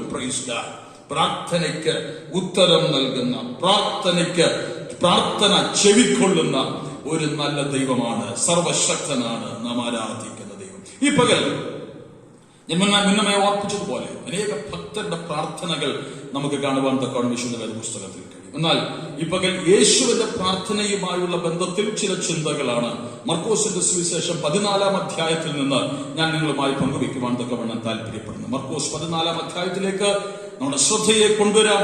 മർക്കോസ് 14-ാം അധ്യായം അതിന്റെ 32 മുതൽ 42 വരെയുള്ള വാക്യങ്ങളാണ് ധ്യാനത്തിനായി നാം എടുത്തിരിക്കുന്നത്. ആ വാക്യങ്ങൾ മുഴുവൻ ആരംഭത്തിൽ വായിക്കുവാൻ തക്കവണ്ണം സമയമെടുക്കുന്നില്ല. ചില വാക്യങ്ങൾ മാത്രം ഒന്നിനു പുറകെ ഒന്നായി വായിച്ചുകൊണ്ട് യേശുവിന്റെ പ്രാർത്ഥനയിൽ നിന്ന് നമുക്ക് ഉൾക്കൊള്ളുവാൻ തക്കവണ്ണം കഴിയുന്ന ചില പാഠങ്ങൾ നമുക്ക് ഈ പകൽ ഒന്ന് ഉൾക്കൊള്ളുവാൻ, യേശു പ്രാർത്ഥിച്ചതുപോലെ നമുക്ക് പ്രാർത്ഥിക്കുവാൻ തക്കവണ്ണം കഴിയുന്നുണ്ടോ എന്നൊന്ന് വിചിന്തനം ചെയ്യുവാൻ ഒക്കെ ഈ സന്ദേശം ഉതകട്ടെ എന്ന് ആത്മാർത്ഥമായി പ്രാർത്ഥിക്കുന്നു. മത്തായി സുവിശേഷം 6-ാം അധ്യായത്തിൽ യേശു പഠിപ്പിച്ച പ്രാർത്ഥന നമുക്ക് കാണുവാൻ തക്കവണ്ണം കഴിയും. എന്നാൽ ഇത് യേശു പ്രാർത്ഥിച്ച പ്രാർത്ഥനയാണ്. യേശു പ്രാർത്ഥിച്ച ഈ പ്രാർത്ഥനയിലേക്ക് നിങ്ങളുടെ ശ്രദ്ധയെ ഞാൻ ഒന്ന് കൊണ്ടുവരട്ടെ. മർക്കോസ് 14:36 ആരംഭത്തിൽ നിന്ന് വായിച്ച 14:36. പിതാവേ, നിനക്ക് എല്ലാം കഴിയും. ഈ പാനപാത്രം എങ്കിൽ നിന്ന് നീക്കണമേ. എങ്കിലും ഞാൻ ഇച്ഛിക്കുന്നതല്ല, നീ ഇച്ഛിക്കുന്നതത്രേ ആകട്ടെ എന്ന് പറഞ്ഞു. മതി. പ്രാണസങ്കടത്തിൽ, പ്രാണവേദനയിൽ യേശുവായി തീർന്നപ്പോൾ തന്റെ വേദനയുമായി യേശു ദൈവസന്നിധാനത്തിലേക്ക് കടന്നു വരികയാണ്. ഒന്നൊന്നായി ഞാൻ ചിന്തകൾ നിങ്ങളുമായി പങ്കുവയ്ക്കാം. എന്നാൽ മനസ്സിലാക്കൂ, ഒരു വേദന നമ്മുടെ ജീവിതത്തിൽ കടന്നു വരുമ്പോൾ ആ വേദനയുമായി നാം എവിടേക്കാണ് വരേണ്ടത് എന്ന് യേശുവിന്റെ ഈ പ്രാർത്ഥനയിലൂടെ ആരംഭത്തിൽ തന്നെ നമുക്ക് മനസ്സിലാക്കുവാൻ തക്കവണ്ണം കഴിയും. യേശു തന്റെ വേദനയുമായി, തന്റെ സങ്കടവുമായി മറ്റെവിടേക്കുമല്ല പോയത്. യേശു നേരെ പിതാവിന്റെ സന്നിധിയിലേക്കാണ് വരുന്നത്. പിതാവിനോട് അവൻ തന്റെ വേദന പങ്കുവയ്ക്കുന്നു. പിതാവിങ്കിൽ നിന്ന് ശക്തിയും ബലവും പ്രാപിക്കുന്നതായിട്ട് അതിന്റെ ഒടുവിലത്തെ ഭാഗങ്ങളിലേക്ക് നാം കടന്നു വരുമ്പോൾ നമുക്ക് കാണുവാൻ തക്കവണ്ണം കഴിയും. ഇന്ന് പകലായതുകൊണ്ട് എന്നെ കേൾക്കുന്ന വാത്സല്യ ദൈവമക്കളെ, ഈ സന്ദേശം ഓൺലൈനിലൂടെ കാണുന്ന വാത്സല്യ ദൈവപൈതലെ, ഏതെങ്കിലും വിഷയവുമായി ബന്ധപ്പെട്ട് നിങ്ങൾ ഭാരപ്പെടുന്ന വ്യക്തിയാണെങ്കിൽ, ഉള്ളിൽ നിങ്ങളെ ആ വിഷയം നൊമ്പരപ്പെടുത്തുന്നുണ്ടെങ്കിൽ, ഒരുപക്ഷെ മറ്റുള്ളവരാൽ നിങ്ങൾ അനുഭവിക്കുന്ന നിന്ദയായിരിക്കാം, നിങ്ങൾ അനുഭവിക്കുന്ന രോഗമായിരിക്കാം, ഒരുപക്ഷെ നാളുകളായി പ്രാർത്ഥിച്ചിട്ട് മറുപടി ലഭിക്കാത്ത വിഷയമായിരിക്കാം. എന്തുമായിക്കൊള്ളട്ടെ, ഈ പകൽ ആ വിഷയവുമായി നിങ്ങൾ ദൈവസന്നിധാനത്തിലേക്ക് ഒരു പ്രാവശ്യം കൂടെ ഒന്ന് കടന്നുവാ. നിങ്ങളുടെ വിഷയം നിങ്ങൾ ദൈവത്തോട് പങ്കുവെക്ക്. പിതാവിനോട് നിങ്ങൾ നിങ്ങളുടെ വേദന പറ. അവൻ നിങ്ങൾക്ക് വേണ്ടി പ്രവർത്തിക്കുവാൻ തക്കവണ്ണം ശക്തനായി നിങ്ങൾക്കായി എഴുന്നള്ളി വന്നിട്ടുണ്ട്. Praise God. അവൻ സകലവും കഴിയുന്നവനാണ്. അവനാൽ അസാധ്യമായത് ഒന്നുമില്ല. ഒത്തിരി വിഷയങ്ങൾക്ക് വേണ്ടി നമുക്ക് പ്രാർത്ഥിക്കുവാനായുണ്ട്. നമ്മുടെ വ്യക്തിപരമായ പല വിഷയങ്ങൾക്ക് വേണ്ടി നാം പ്രാർത്ഥിക്കുന്നവരാണ്. വെള്ളിയാഴ്ചകളൊക്കെ നാം ഹോളിൽ കടന്നു വരുമ്പോൾ അനേക വിഷയങ്ങൾ പൊതുവായി പറഞ്ഞ് നാം പ്രാർത്ഥിക്കുന്നവരാണ്. എന്നാൽ ഈ ദിവസങ്ങളിൽ എന്റെ ഉള്ളിൽ പ്രചോദിതമായി തോന്നിയ ഒരു പ്രാർത്ഥനാ വിഷയം ഞാൻ നിങ്ങളുമായി ഓർപ്പിക്കട്ടെ. ദൈവദാസന്മാരെ ഓർത്ത് ദൈവമക്കൾ പ്രാർത്ഥിക്കണം. ദൈവദാസന്മാർക്ക് പ്രാർത്ഥന വളരെ അനിവാര്യമാണ്. ദൈവമക്കളെ, സാധാരണ നാം ചിന്തിക്കാറുണ്ട്, ഞങ്ങൾക്ക് വേണ്ടി പ്രാർത്ഥിക്കുവാൻ ഒരു പാസ്റ്റർ ഉണ്ടല്ലോ, ദൈവദാസന്മാരുണ്ടല്ലോ. നമുക്കൊരു പ്രാർത്ഥനാ വിഷയം വരുമ്പോൾ നാം നമ്മുടെ പാസ്റ്ററെ വിളിച്ച്, ലോക്കൽ സഭയിലെ ശുശ്രൂഷകനെ വിളിച്ച് പ്രാർത്ഥനയ്ക്കായി ആവശ്യപ്പെടും. നമുക്ക് പരിചയമുള്ള മറ്റു പല ദൈവദാസന്മാരെ നാം വിളിച്ച് പ്രാർത്ഥനയ്ക്കായി ആവശ്യപ്പെടും. എന്നാൽ നിങ്ങൾ മനസ്സിലാക്കണം, ദൈവദാസന്മാർക്കും പ്രാർത്ഥന ഒരു പിൻബലമായി അനിവാര്യമാണ്. ദൈവമക്കളൊക്കെ ദൈവദാസന്മാരെ ഓർത്ത് പ്രാർത്ഥിക്കുന്നവരാണ്. അല്ലെന്നല്ല ഞാൻ പറയുന്നത്, എല്ലാവരും പ്രാർത്ഥിക്കണം. എന്നാൽ ഈ നാളുകളിൽ വളരെ കണ്ണുനീരോടുകൂടെ ദൈവദാസന്മാർക്ക് വേണ്ടി പ്രാർത്ഥിക്കണം. കൃപയിൽ അവർ നിൽക്കേണ്ടതിനായി പ്രാർത്ഥിക്കണം. അവർ വചനം സംസാരിക്കുമ്പോൾ ജനത്തിനത് വിടുതലായി തീരേണ്ടതിനായി നാം പ്രാർത്ഥിക്കണം. നിങ്ങളുടെ പ്രാർത്ഥന ഉണ്ടെങ്കിൽ നിശ്ചയമായും അത് അനുഗ്രഹമായിരിക്കും. ഈ കഴിഞ്ഞിടയ്ക്ക് ഒരാൾ ചോദിച്ചു, എന്തിനാ ഞങ്ങൾ പാസ്റ്റർമാർക്ക് വേണ്ടി പ്രാർത്ഥിക്കുന്നത്? പാസ്റ്റർമാരുടെ കാര്യം ദൈവം നോക്കിക്കൊള്ളത്തില്ലേ? അവരെ ശുശ്രൂഷയ്ക്കായി ദൈവം ബലപ്പെടുത്തത്തില്ലേ? പാസ്റ്റർമാർക്ക് ശുശ്രൂഷകൾക്ക് കഴിവുണ്ടായിരിക്കാം, പക്ഷെ കഴിവുണ്ടെങ്കിൽ പോലും അവരെ നിർത്തുന്നതും ഉപയോഗിക്കുന്നതും ദൈവമാണ്. ആയതുകൊണ്ട് ഒരു പ്രാർത്ഥന അവരുടെ പുറകിൽ ഉണ്ടെങ്കിൽ നിശ്ചയമായും അവർ അവരുടെ ശുശ്രൂഷകളിൽ പ്രയോജനപ്പെടുവാൻ തക്കവണ്ണം ഇടയായി തീരും.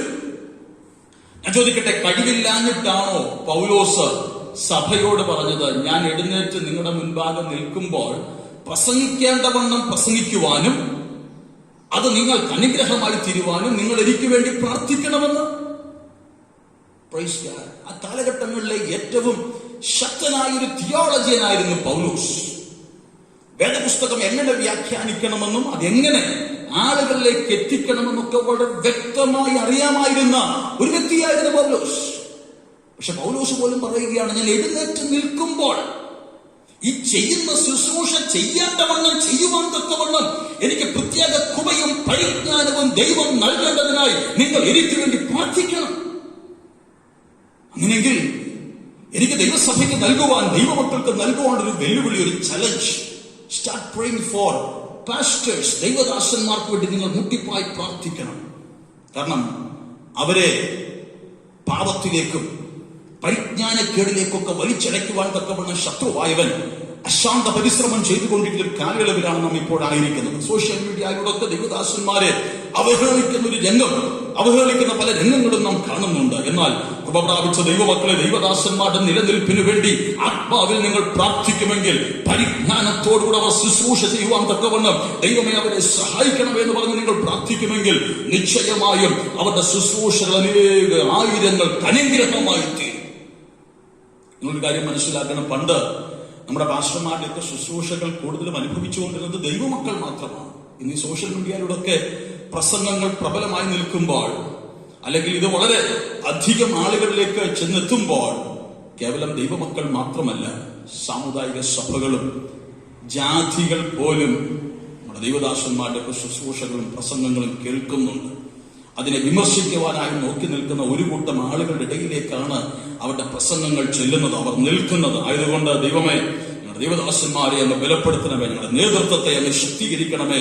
അങ്ങയ്ക്ക് വേണ്ടി പ്രയോജനപ്പെടുവാൻ, വചനം അതിൻ്റെതാകുന്ന നിലയിൽ ആളുകളിലേക്ക് എത്തിക്കുവാനുള്ള പ്രത്യേക കൃപയും വിശേഷ ബലവും അവർക്ക് നൽകണമേ എന്ന് നമുക്കൊന്ന് ആത്മാർത്ഥമായി ഈ ദിവസങ്ങളിൽ നിലവിളിക്കാം. കർത്താവിന്റെ സ്തോത്രം. ഞാൻ ഈ ഒരു വിഷയം ഒരു പ്രാർത്ഥനാ വിഷയമായി നിങ്ങളുടെ മുൻപിൽ പങ്കുവെക്കാനുള്ള കാരണം, അനേകം വിഷയങ്ങൾക്ക് വേണ്ടി നാം പ്രാർത്ഥിക്കുന്നവരാണ്.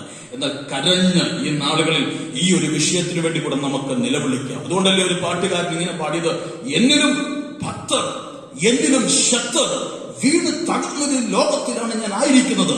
കാണുന്നു ഞാൻ അസ്ഥികൂടങ്ങൾ ഭീകരം. അതെ, ഭക്തരായിരുന്നവർ, ശക്തരായിരുന്നവരൊക്കെ വീണ് തകർന്നൊരു ലോകത്തിലാണ് ഞാൻ നിങ്ങളും ഇന്നായിരിക്കുന്നത്. കൃപയിൽ നിൽക്കുന്നവരെ വീഴിക്കുവാൻ തക്കവണ്ണം, കഴിയുമെങ്കിൽ ബുധന്മാരെ പോലും തെറ്റിക്കുവാൻ തക്കവണ്ണം ശത്രുവായവൻ അശാന്ത പരിശ്രമം നടത്തിക്കൊണ്ടിരിക്കുന്ന ഈ ഒരു കാലയളവിൽ കൃപ പ്രാപിച്ച ഒരു കൂട്ടം ആളുകൾ പുറകിലിരുന്നു കൊണ്ട് ആത്മാവിൽ അവർക്ക് വേണ്ടി പോരാടി പ്രാർത്ഥിക്കുമെങ്കിൽ ശത്രുവായവന്റെ പദ്ധതികളെ ദൈവം അസ്ഥാനത്താക്കും. അവർ ശുശ്രൂഷയിൽ പ്രയോജനപ്പെടണമെങ്കിൽ, അവരുടെ ശുശ്രൂഷ അനേകർക്ക് വിടുതലായി തീരണമെങ്കിൽ, അവരുടെ ശുശ്രൂഷകൾ മൂലം അനേകർ മാനസാന്തര അനുഭവത്തിലേക്ക് കടന്നു വരണമെങ്കിൽ പ്രാർത്ഥിക്കുന്ന ഒരു കൂട്ടം ആളുകൾ പുറകിലുണ്ടായിരിക്കണം. അതുകൊണ്ട് നമുക്ക് ഈ നാളുകളിൽ നമ്മുടെ പ്രാർത്ഥനകളിൽ ദൈവദാസന്മാരെ കണ്ണുനീരോടുകൂടെ ദൈവകരങ്ങളിലേക്ക് ഒന്ന് സമർപ്പിച്ച് പ്രാർത്ഥിക്കാം. അങ്ങനെയെങ്കിലും വലിയ വ്യതിയാനം അവരുടെ ശുശ്രൂഷകളിലൊക്കെ നമുക്ക് കാണുവാൻ തക്കവണ്ണം കഴിയും. നിങ്ങൾ കേട്ടിട്ടുണ്ടായിരിക്കാം D.L. മൂഡി എന്ന പ്രസിദ്ധനായ കർത്തൃദാസനെ കുറിച്ച്. ശക്തനായൊരു പ്രഭാഷകനായിരുന്നു D.L. മൂഡി. D.L. മൂഡിയുടെ പ്രസംഗങ്ങളെ കുറിച്ചും അദ്ദേഹത്തിന്റെ പ്രസംഗ ശൈലിയെ കുറിച്ചും ഞാൻ കേട്ടിട്ടുണ്ട്, പഠിപ്പിച്ചിട്ടുണ്ട്. D.L. മൂഡിയുടെ പ്രസംഗ ശൈലിയെ കുറിച്ച് പഠിപ്പിക്കുമ്പോൾ, അല്ലെങ്കിൽ ഇത് വായിക്കുമ്പോൾ നമുക്ക് മനസ്സിലാക്കുവാൻ തക്കവണ്ണം കഴിയുന്നത്, അദ്ദേഹത്തെ കുറിച്ച് പറഞ്ഞിരിക്കുന്നത്, when he preaches, people sit wonderstruck, people sit in awe എന്ന് പറഞ്ഞു കഴിഞ്ഞാൽ, D.L. മൂഡി പ്രസംഗിക്കുമ്പോൾ ആളുകൾ അത്ഭുതപരവശരായി അദ്ദേഹത്തിന്റെ പ്രസംഗങ്ങളെ ഇങ്ങനെ നോക്കിക്കാണുകയും പ്രസംഗങ്ങളെ കേൾക്കുകയും ചെയ്യും. ഓ എന്ന് പറഞ്ഞ ആളുകൾ ഇങ്ങനെ നോക്കിയിരിക്കും. വളരെയധികം ആശംസയുടെ പ്രവാഹങ്ങൾ അദ്ദേഹത്തിന്റെ പ്രസംഗങ്ങൾ കഴിയുമ്പോൾ അദ്ദേഹത്തിന് ആളുകൾ നൽകിയിരുന്നു. പക്ഷേ D.L. മൂഡിക്ക് വേണ്ടി രണ്ട് വ്യക്തികൾ നിരന്തരമായി പ്രാർത്ഥിച്ചു. അദ്ദേഹത്തിന്റെ ഈ പ്രസംഗങ്ങളെ ഇവർ വളരെ സൂക്ഷ്മമായി വീക്ഷിച്ചപ്പോൾ അവർക്ക് മനസ്സിലായത് D.L. മൂഡിയുടെ പ്രസംഗങ്ങളെ ആളുകൾ അപ്രീഷിയേറ്റ് ചെയ്യുന്നുണ്ട്. പക്ഷേ ഇദ്ദേഹത്തിന്റെ ശുശ്രൂഷയിലൂടെ ആളുകളിൽ മാനസാന്തരം ഉണ്ടാകുന്നില്ല, ആളുകൾ പരിശുദ്ധാത്മാഭിഷേകം പ്രാപിക്കുന്നില്ല, ആളുകളിൽ കുത്തുകൊള്ളുന്നില്ല എന്നൊക്കെ ആളുകൾക്ക് മനസ്സിലായി. പ്രസംഗം കേട്ട് ആളുകൾ നന്നായിരുന്നു എന്ന് പറയുന്നുണ്ട്, വണ്ടർസ്ട്രക്ക് ആയിരിക്കുന്നുണ്ട്, അപ്രീസിയേഷൻ നൽകുന്നുണ്ട്. പക്ഷെ യഥാർത്ഥത്തിൽ പ്രസംഗത്തിലൂടെ നടക്കേണ്ടത് എന്താ ദൈവമക്കളെ? ഞാൻ കഴിഞ്ഞ ആഴ്ച ഓർപ്പിച്ചതുപോലെ, ഒന്നിൽ കത്തണം അല്ലെങ്കിൽ കുത്തണം. ആളുകളിൽ മാനസാന്തരം ഉണ്ടാകണം, അല്ലെങ്കിൽ പരിശുദ്ധാത്മാവിന്റെ വ്യാപാരം ഉണ്ടാകണം. അമേരിക്കയിലുള്ള 2 സഹോദരിമാർ ഇത് മനസ്സിലാക്കി. അവർക്കൊരു കാര്യം മനസ്സിലായി, D.L. മൂഡി എന്ന ഈ കർത്തൃദാസൻ പരിശുദ്ധാത്മാഭിഷേകം പ്രാപിച്ചിട്ടില്ല.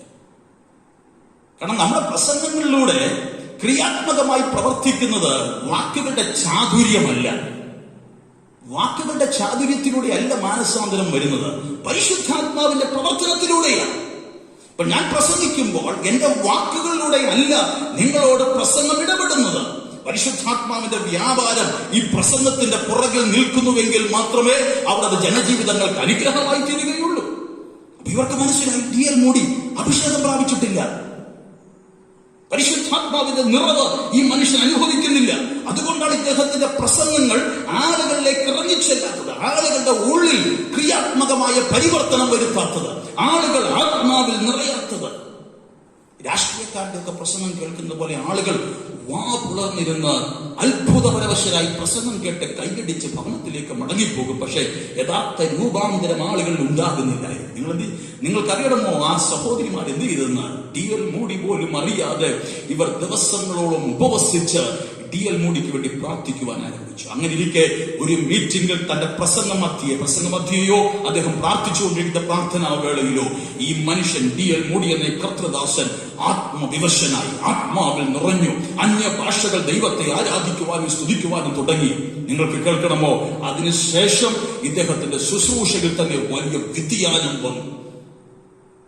ആളുകൾ വണ്ടർസ്റ്റക്ക് ആയിരിക്കുന്നതിലപ്പുറമായി ആളുകളിൽ മാനസാന്തരം വരുവാൻ തക്കവണ്ണം തുടങ്ങി. പരിശുദ്ധാത്മാവിന്റെ വലിയൊരു കവിഞ്ഞൊഴുക്ക് മൂടിയുടെ പ്രസംഗങ്ങളിൽ വ്യാപരിക്കുവാൻ തുടങ്ങി. ആളുകൾ ആത്മനിറവിൽ അദ്ദേഹത്തിന്റെ ശുശ്രൂഷ മധ്യേ ആരാധിക്കുവാൻ തക്കവണ്ണം തുടങ്ങി. കർത്താവിന് സ്തോത്രം. ഒരു വലിയ വിടുതലുണ്ടായി. അത് എന്നെ കേൾക്കുന്ന വാത്സല്യ ദൈവമക്കളെ, ആ രണ്ട് സഹോദരിമാർ ആരും കാണാതെ കണ്ണുനീരോടുകൂടെ ഈ ദൈവദാസന്റെ ശുശ്രൂഷയുടെ വിടുതലിന് വേണ്ടി നിലവിളിച്ചപ്പോൾ ദൈവം ആ മനുഷ്യനെ ശക്തമായി ഉപയോഗിക്കുവാൻ തക്കവണ്ണം ആരംഭിച്ചു.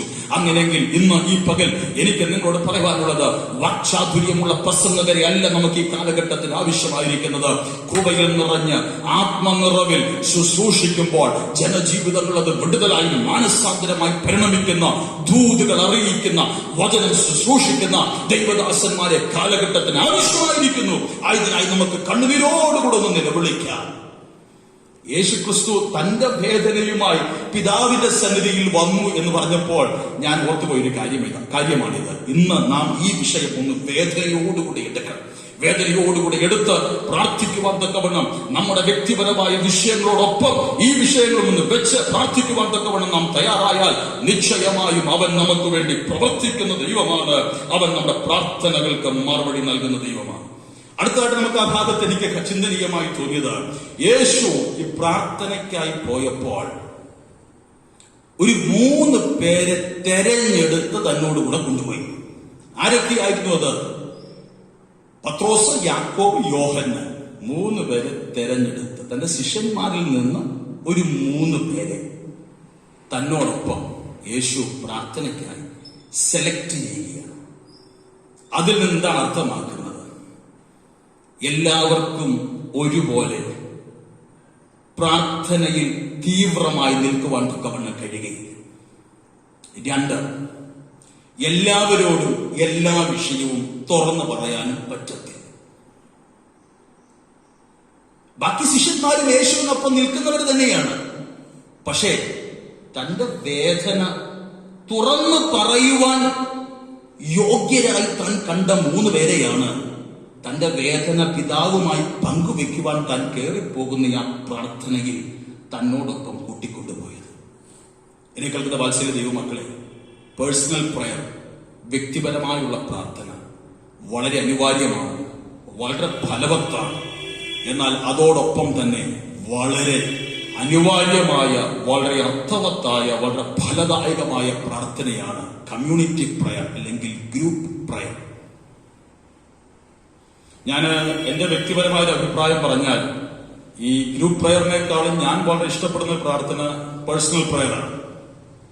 കാരണം തനിയെ ഇരുന്ന ദൈവത്തോട് നമ്മുടെ കാര്യങ്ങൾ നമുക്ക് സംസാരിക്കാൻ പറ്റും, നമുക്ക് നമ്മുടെ ഭാഷയിൽ സംസാരിക്കാൻ പറ്റും. നമ്മുടെ ഭാഷ ഉദ്ദേശിക്കുന്നത് ആ ലാംഗ്വേജ് അല്ല ഉദ്ദേശിക്കുന്നത്, നമ്മുടെ ആ എന്തോ പറയുന്നത് വലിയ ഔപചാരികതയൊന്നും കൂടാതെ, വലിയ ഒഫീഷ്യാലിറ്റി ഒന്നും ഇല്ലാതെ, വളരെ ഒരു കുഞ്ഞപ്പനോട് സംസാരിക്കുന്ന പോലെ സംസാരിക്കുവാൻ തക്കവണ്ണം കഴിയുന്ന ഒരു വേളയാണ് നമ്മുടെ പേഴ്സണൽ ടൈം എന്ന് പറയുന്നത്, പേഴ്സണൽ പ്രയർ ടൈം എന്ന് പറയുന്നത്. വളരെ ആനന്ദം നൽകുന്ന, ഈ ആളുകളൊക്കെ കൂടി വന്നിരിക്കും. ഇപ്പൊ നമ്മൾ ഉദാഹരണത്തിന് സഭായോഗത്തിനോ വെള്ളിയാഴ്ച പ്രാർത്ഥനയ്ക്കോ ഇട ദിവസത്തെ പ്രാർത്ഥനയ്ക്കോ ഒക്കെ നാം പ്രാർത്ഥിക്കുമ്പോൾ നാം എത്രമാത്രം ഹൃദയം തുറന്ന് പ്രാർത്ഥിച്ചെന്ന് പറഞ്ഞാലും കൂടി വന്നിരിക്കുന്നവരെയൊക്കെ ഒന്ന് ഉൾക്കൊള്ളിച്ച് അതിൻ്റെതാകുന്ന ഒരു ഒഫീഷ്യാലിറ്റിയിൽ, ഔപചാരികതയിൽ പ്രാർത്ഥിക്കുമ്പോൾ പ്രാർത്ഥനയുടെ ആത്മാർത്ഥത നഷ്ടപ്പെടുവാൻ തക്കവണ്ണം സാധ്യതയുണ്ട്. എന്നാൽ പേഴ്സണൽ പ്രയർ എന്ന് പറഞ്ഞു കഴിഞ്ഞാൽ ആ പ്രാർത്ഥനയ്ക്ക് മറ്റൊരു സന്തോഷം. അപ്പോൾ തന്നെ ഈ ഗ്രൂപ്പ് പ്രയറിനകത്ത് മറ്റൊരു ആനന്ദമുള്ളത്, മറ്റൊരു ധൈര്യം നമുക്ക് നൽകുന്നത്, എന്റെ ഈ വിഷയം ഏറ്റെടുത്ത് പ്രാർത്ഥിക്കുവാൻ മറ്റൊരാളും കൂടെ ഉണ്ടല്ലോ എന്നുള്ളത് നമുക്ക് പ്രത്യേക ഒരു ധൈര്യവും ബലവും ഉള്ളിൽ പകരും. പക്ഷെ മറ്റൊരു കാര്യം ആ ഭാഗത്ത് എനിക്ക് മനസ്സിലാക്കുവാൻ തൊക്കെ കഴിഞ്ഞത്, നമ്മുടെ എല്ലാ വിഷയങ്ങളും എല്ലാവരുമായി പങ്കുവെക്കുവാൻ തൊക്കെ കഴിയത്തില്ല. അങ്ങനെ ആയിരുന്നെങ്കിൽ ഈ ബാക്കി ശിഷ്യന്മാരെ എല്ലാം കൂടെ കൂട്ടിക്കൊണ്ട് യേശുവിന് അങ്ങ് പോകാമായിരുന്നുവല്ലോ. പക്ഷെ അതിൽ നിന്നൊരു ഇന്നർ സർക്കിളിനെ യേശു തെരഞ്ഞെടുത്തു. പീറ്റർ, ജെയിംസ് ആൻഡ് ജോൺ, പത്രോസ്, യാക്കോബ്, യോഹന്നാൻ. എന്തുകൊണ്ട് അവരോട് തന്റെ വേദന തുറന്ന് പറയുവാൻ കഴിയും. വേദന തുറന്ന് പറഞ്ഞാൽ അത് തനിക്കൊരു ആശ്വാസമാണ്, ഈ പ്രാർത്ഥനയിൽ അവർ സഹകരിക്കും എന്നൊക്കെ വിശ്വസിച്ചുകൊണ്ടാണ് യേശു അവരെ കൂട്ടിക്കൊണ്ടുപോയത്. അതേ എന്നെ കേൾക്കുന്ന വാത്സല്യ ദൈവമക്കളെ, ഒരുപക്ഷെ നമ്മുടെ എല്ലാ വിഷയങ്ങളും നമുക്ക് എല്ലാവരുമായും പങ്കുവെക്കുവാൻ തൊക്കെ കഴിഞ്ഞെന്ന് വരികയില്ല. പക്ഷെ ഞാൻ സാധാരണ പറയാറുള്ളൊരു കാര്യമുണ്ട്.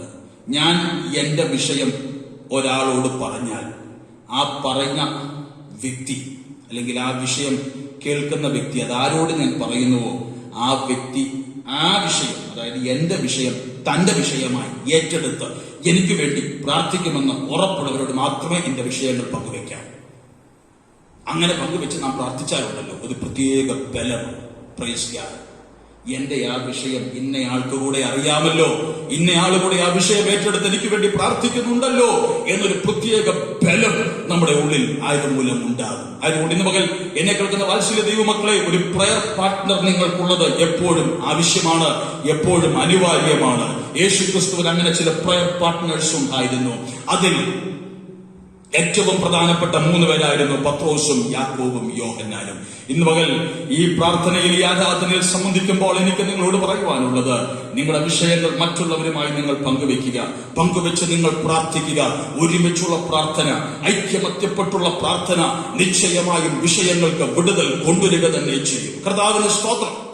വിഷയത്തിന് മറുപടി ലഭിക്കുന്നതുവരെ കർത്താവിന് സ്തോത്രം. ആ വിഷയത്തിന് വേണ്ടി പ്രാർത്ഥിക്കുവാൻ, പ്രാർത്ഥനയിൽ പോരാടുവാൻ നമുക്ക് കഴിയും. കർത്താവിന് സ്തോത്രം. ദാനിയേൽ 2:17 വായിച്ചോട്ടെ. ദാനിയേൽ 2:17 അവിടെ ഒരു ഗ്രൂപ്പ് പ്രയർ നമുക്ക് കാണുവാൻ കഴിയുന്നുണ്ട്. പിന്നെ ദാനിയേൽ വീട്ടിൽ ചെന്ന് താനും കൂട്ടുകാരും ബാബേലിലെ ശേഷം വിദ്വാൻമാരോട് കൂടെ നശിച്ചു പോകാതിരിക്കേണ്ടതിന് ഈ രഹസ്യത്തെ കുറിച്ച് സ്വർഗസ്ഥനായ ദൈവത്തിന്റെ കരുണ അപേക്ഷിപ്പാൻ തക്കവണ്ണം കൂട്ടുകാരായ അനന്യാവോടും മിശായേലിനോടും അസരിയാവോടും കാര്യം അറിയിച്ചു.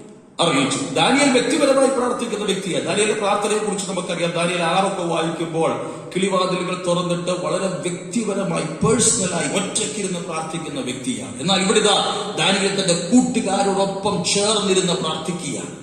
രഹസ്യങ്ങളെ വെളിപ്പെടുത്തുന്നവനായ ദൈവത്തിന്റെ സന്നിധാനത്തെങ്കിൽ രഹസ്യം വെളിപ്പെട്ട് കിട്ടുവാൻ വേണ്ടി അവർ ഒരുമിച്ച് കൈയോട് കൈ കോർത്തു പിടിച്ചെന്നവണ്ണം ആ ഒരുമിച്ച് പ്രാർത്ഥനയിൽ പോരാടുകയാണ്.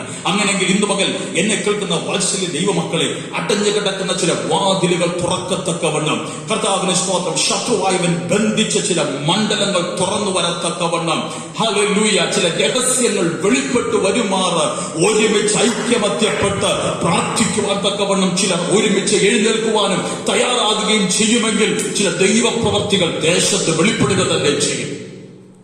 ഹല്ലേലൂയ. ഐക്യമത്യമായി ഇവർ ഒരുമിച്ച് പ്രാർത്ഥിക്കുകയാണ്, ആത്മാർത്ഥമായി പ്രാർത്ഥിക്കുകയാണ്. കൂട്ടു സഹോദരന്റെ, ഇന്ന് പകരം വാത്സല്യ ദൈവമക്കളെ ഞാൻ ആരംഭത്തിൽ ഓർപ്പിച്ചതുപോലെ, കൂട്ടു സഹോദരന്റെ വേദന, കൂട്ടു സഹോദരന്റെ ഭാരം നമ്മുടെ ഭാരമായി നമുക്ക് ഏറ്റെടുക്കുവാൻ കഴിയുമെങ്കിൽ മാത്രമേ അവർക്ക് വേണ്ടി ആത്മാർത്ഥമായി ഭാരത്തോടെ പ്രാർത്ഥിക്കുവാൻ തക്കവണ്ണം കഴിയുകയുള്ളൂ. Praise the Lord. അതിന് ഉദാഹരണമായി എന്റെ മനസ്സിലേക്ക് പെട്ടെന്ന് ഓടി വരുന്നത്, പത്രോസ് കാരാഗ്രഹത്തിൽ കിടന്നപ്പോൾ സഭ എപ്പോൾ വരെ പ്രാർത്ഥിച്ചെന്ന് നമുക്ക് കാണുവാൻ തക്കവണ്ണം കഴിയുന്നത്, പത്രോസ് തിരിച്ച് വീട്ടിൽ വരുന്നത് വരെ സഭ പ്രാർത്ഥിച്ചു. ഒത്തിരി സമയമൊന്നും എടുത്തില്ല പത്രോസ് തിരിച്ച് വീട്ടിൽ വരുവാൻ തക്കവണ്ണമായി. കാരണം എന്താണെന്നറിയാമോ? ഈ സഭ എങ്ങനെയാ പ്രാർത്ഥിക്കുന്നത്? ഉറക്ക വിളച്ചിരുന്ന പ്രാർത്ഥിക്കുന്നത്. രാത്രി മുഴുവൻ അവർ പ്രാർത്ഥിക്കുകയാണ്. അങ്ങനെ ഉറക്കമിളച്ച് രാത്രി മുഴുവനൊക്കെ ഇരുന്ന് പ്രാർത്ഥിക്കണമെങ്കിൽ ആ പ്രാർത്ഥന എങ്ങനെയുള്ള പ്രാർത്ഥനയാണ്? ഒരു സാക്രിഫിഷ്യൽ പ്രാർത്ഥന, അത്യാത്മകമായ പ്രാർത്ഥനയാണ്.